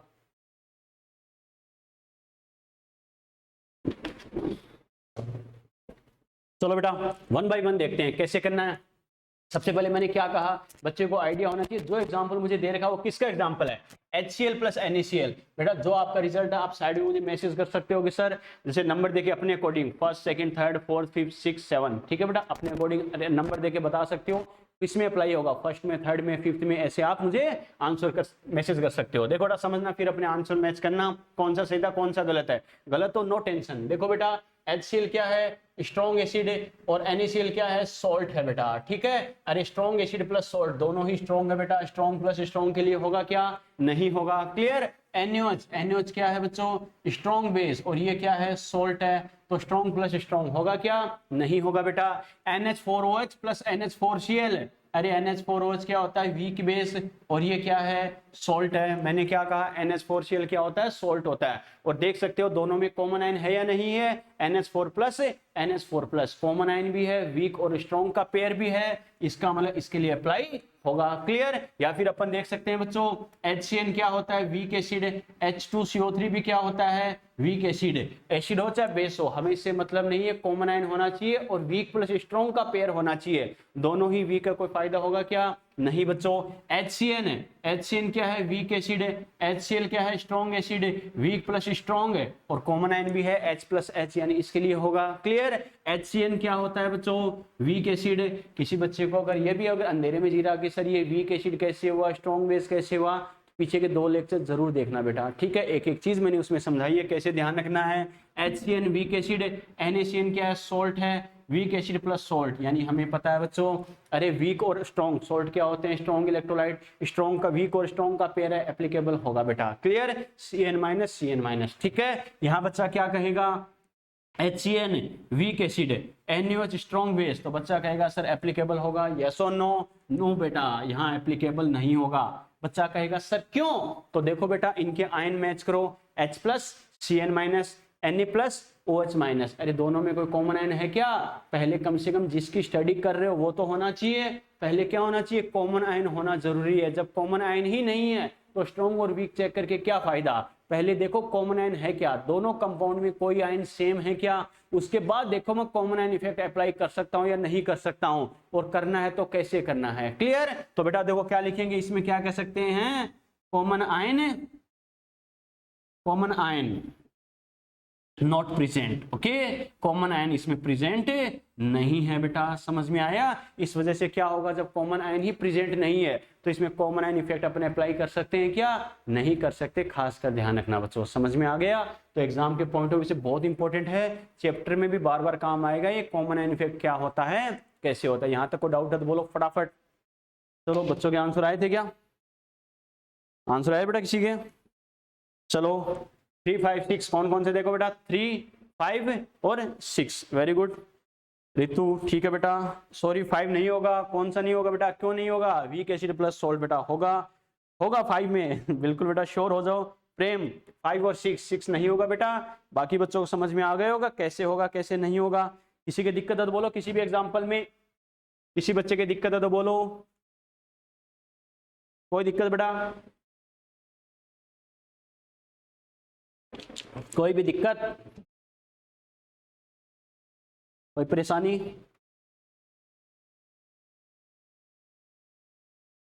चलो बेटा यहां तक बात ठीक है। चलो तो ये अपने देखा है कॉमन आयन इफेक्ट क्या होता है, कैसे होता है। क्लियर। चलो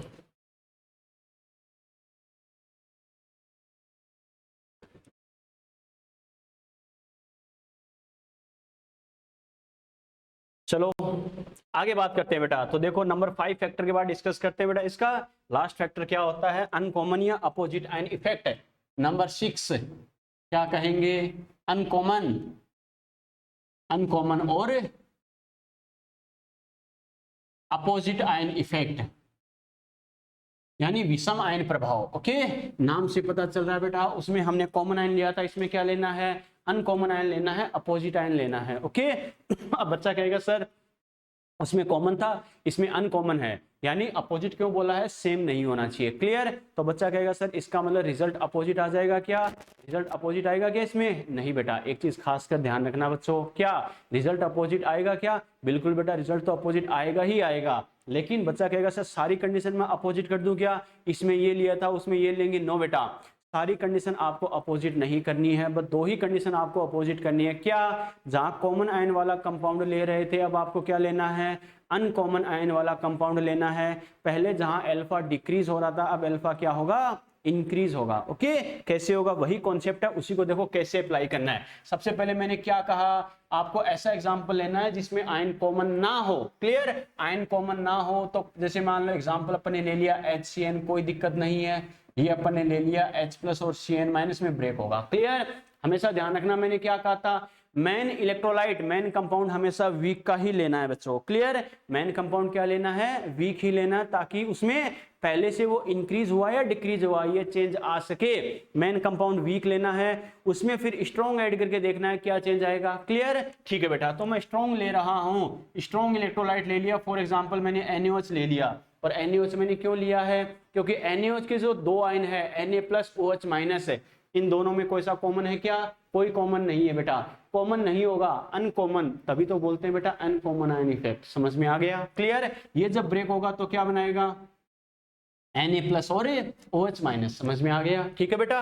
अभी बताओ H+ और OH-, H+ और OH- की बात करें तो देखो ये दोनों आपस में रिएक्शन अगर करें, क्योंकि हमें पता है H+ OH- रिएक्शन कर सकते नहीं कर सकते, अगर ये रिएक्शन करेंगे तो क्या होगा, H+ की कंसंट्रेशन डिक्रीज होगी या नहीं होगी। अरे ये डिक्रीज क्यों होगी, क्योंकि जैसे ही H+ बना इस OH- से रिएक्शन कर लेगा, जैसे ही बना इससे रिएक्शन कर लेगा, जैसे ही बना इससे रिएक्शन कर लेगा, तो H+ रिएक्शन करते करते यहां से रिमूव होगा नहीं होगा, ये रिएक्शन करता जा रहा है, रिएक्शन करता जा रहा है, तो इसकी अमाउंट कम होगी बच्चों, यस और नो। अगर H+ कम होगा तो ली चैटलियर प्रिंसिपल के अकॉर्डिंग वो क्या कहता है, कंसंट्रेशन जिधर कम हो रही है रिएक्शन को उधर ही शिफ्ट कर दो बैलेंस करने के लिए, यस और नो। इसका मतलब है इधर अगर क्या है H+ की कंसंट्रेशन कम हो रही है तो क्या होगा, रिएक्शन को इधर ही शिफ्ट कर दो, रिएक्शन को इधर शिफ्ट कर देंगे तो रिएक्शन को मैं क्या लिखूंगा, फॉरवर्ड रिएक्शन। रिएक्शन क्या होगी, फॉरवर्ड रिएक्शन होगी, यस और नो। रिएक्शन अगर फॉरवर्ड होगी तो क्या कह सकते हैं बच्चों,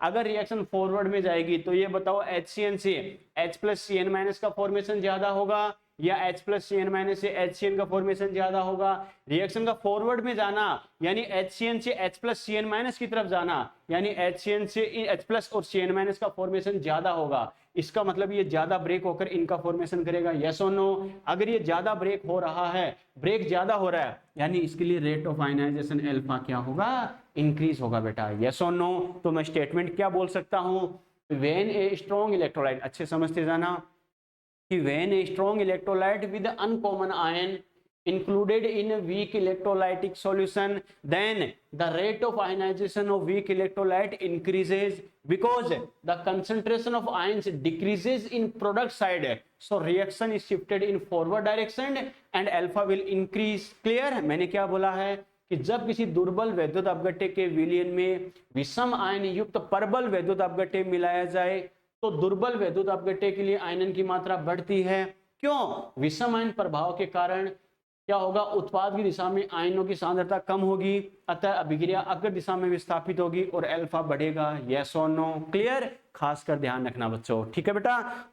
ठीक है, एक चीज और ध्यान रखना, इसको अपन दूसरे तरीके से भी ले सकते हैं बेटा, क्या H+ OH- की बात करें तो क्या होगा, H+ और OH- ये अगर रिएक्शन करे तो क्या होगा, अरे वाटर का फॉर्मेशन होगा या नहीं होगा, वाटर और बनेगा, वाटर और बनेगा तो हमें पता है सॉल्यूशन और ज्यादा डाइल्यूट होगा या नहीं होगा, सॉल्यूशन और ज्यादा डाइल्यूट होगा तो हमें पता है अल्फा क्या होगा, इंक्रीज होगा बेटा, क्लियर। ठीक है, एक चीज और ध्यान रखना, बच्चा अगर कहे सर आयन की कंसंट्रेशन डिक्रीज ही तो करनी है, इतना ही तो काम है, क्या कि प्रोडक्ट साइड में अगर आयन की कंसंट्रेशन कम हो जाएगी तो उसको बैलेंस करने के लिए रिएक्शन उधर ही शिफ्ट होगी, रिएक्शन उधर ही शिफ्ट होगी तो इसके लिए अल्फा ज्यादा होगा, यही तो काम है। तो सर जैसे H+ और OH- अपोजिट आयन का मतलब क्या है, एक का कैटायन दूसरे का एनायन, एक का एनायन दूसरे का कैटायन, यानी एक का पॉजिटिव दूसरे का नेगेटिव, अपोजिट, आ गया समझ में।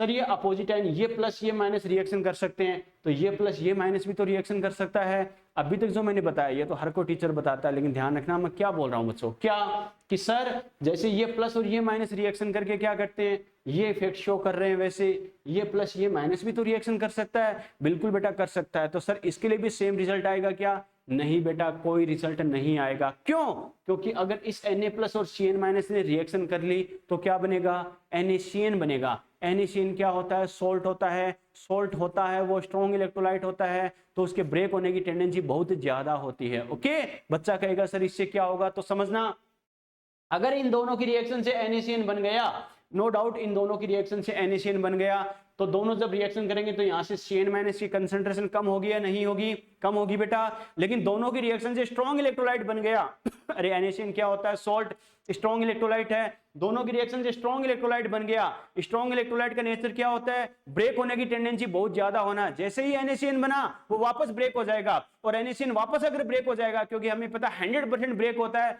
तो जितने CN- यहां से रिएक्शन में पार्टिसिपेट कर रहे थे उतने CN- वापस गेन हो जाएंगे। तो जितना CN डिक्रीज हुआ उतना CN वापस इंक्रीज हो गया। तो ये बताओ CN- की कंसंट्रेशन में कोई चेंज आया क्या? नो। जब CN- की कंसंट्रेशन में ही कोई चेंज नहीं है तो रिएक्शन फॉरवर्ड या बैकवर्ड शिफ्ट होगी क्या? नहीं बच्चों। इस वजह से अल्फा पर भी कोई फर्क नहीं पड़ेगा। समझ में आ गया? यस और नो? और ये सब रिजल्ट क्यों आता है? जब आयन की कंसंट्रेशन में चेंजेस आए, कम या ज्यादा होना, तभी तो क्या होगा, उसको बैलेंस करने के लिए रिएक्शन आगे या पीछे, फॉरवर्ड या बैकवर्ड शिफ्ट होगी। जब हमें पता है अगर ये रिएक्शन करे तो सपोज करो 10 CN-, मैंने क्या कहा, 10 CN- क्या इससे रिएक्शन कर रहा है, तो क्या होगा, 10 CN- कम हो गए, लेकिन इससे रिएक्शन करके NaCN सॉल्ट यानी स्ट्रॉन्ग इलेक्ट्रोलाइट बना, तो वापस हाथों हाथ वापस ब्रेक हो जाएगा। तो 10 CN- 100% ब्रेक होगा तो 10 CN- वापस आ जाएंगे। तो 10 CN- कम हो गए तो 10 CN- वापस बढ़ गया। तो क्या होगा, जितना कम उतना ज्यादा। नेट चेंज क्या? जीरो। अगर खुद में ही चेंज जीरो है तो क्या होगा, रिएक्शन में कोई चेंज आएगा क्या? कोई चेंज नहीं आएगा। समझ में आ गया? तो एक स्टेटमेंट दिमाग में सेट कर लेना बेटा, यानी अनकॉमन या अपोजिट आयन इफेक्ट है तभी अप्लाई होता है जब अपोजिट आयन मतलब एक का पॉजिटिव दूसरे का नेगेटिव, जब अपोजिट आयन आपस में मिलकर वीक इलेक्ट्रोलाइट का फॉर्मेशन करे। क्योंकि अगर अपोजिट आयन की रिएक्शन से स्ट्रॉन्ग इलेक्ट्रोलाइट बन गया तो आयन की कंसंट्रेशन में कोई चेंजेस नहीं आएगा, और जब आयन की कंसंट्रेशन में ही कोई चेंज नहीं आता तो रिएक्शन में भी कोई चेंज नहीं आता। क्लियर? आप देख भी सकते हो यहाँ पर H+ और OH- है। अरे सीधी सी बात है, एक का प्लस दूसरे का माइनस, कोई दिक्कत नहीं है बच्चों। हमें पता है प्लस माइनस रिएक्शन तो कर लेंगे, लेकिन एक का प्लस दूसरे का माइनस, यानी एक का H+ दूसरे का OH- है, दोनों रिएक्शन करके वाटर बना देंगे। गलती से वाटर बन गया। वाटर हमें पता है वीक इलेक्ट्रोलाइट है बच्चों, ये फॉर्मेशन तो इसका हो जाएगा, ये बन तो जाएगा, लेकिन हमें पता वाटर इजीली ब्रेक हो सकता है क्या? दूसरे को इजीली ब्रेक कर सकता है, लेकिन खुद इजीली ब्रेक नहीं होगा। इसका मतलब इन दोनों की रिएक्शन से वाटर तो बन गया, लेकिन वापस ब्रेक नहीं होगा। वापस ब्रेक नहीं होगा तो H+ आयन वापस आएंगे क्या?